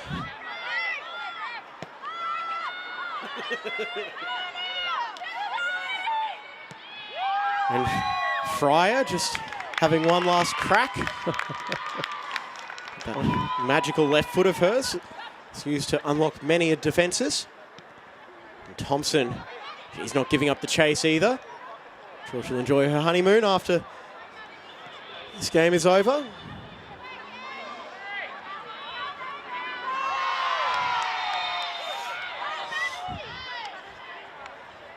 I think Hecker can only offer a wry grin as gives up the free kick. There's Dale for Hayashi. 90 minutes played. Might have a few minutes of stoppages added on.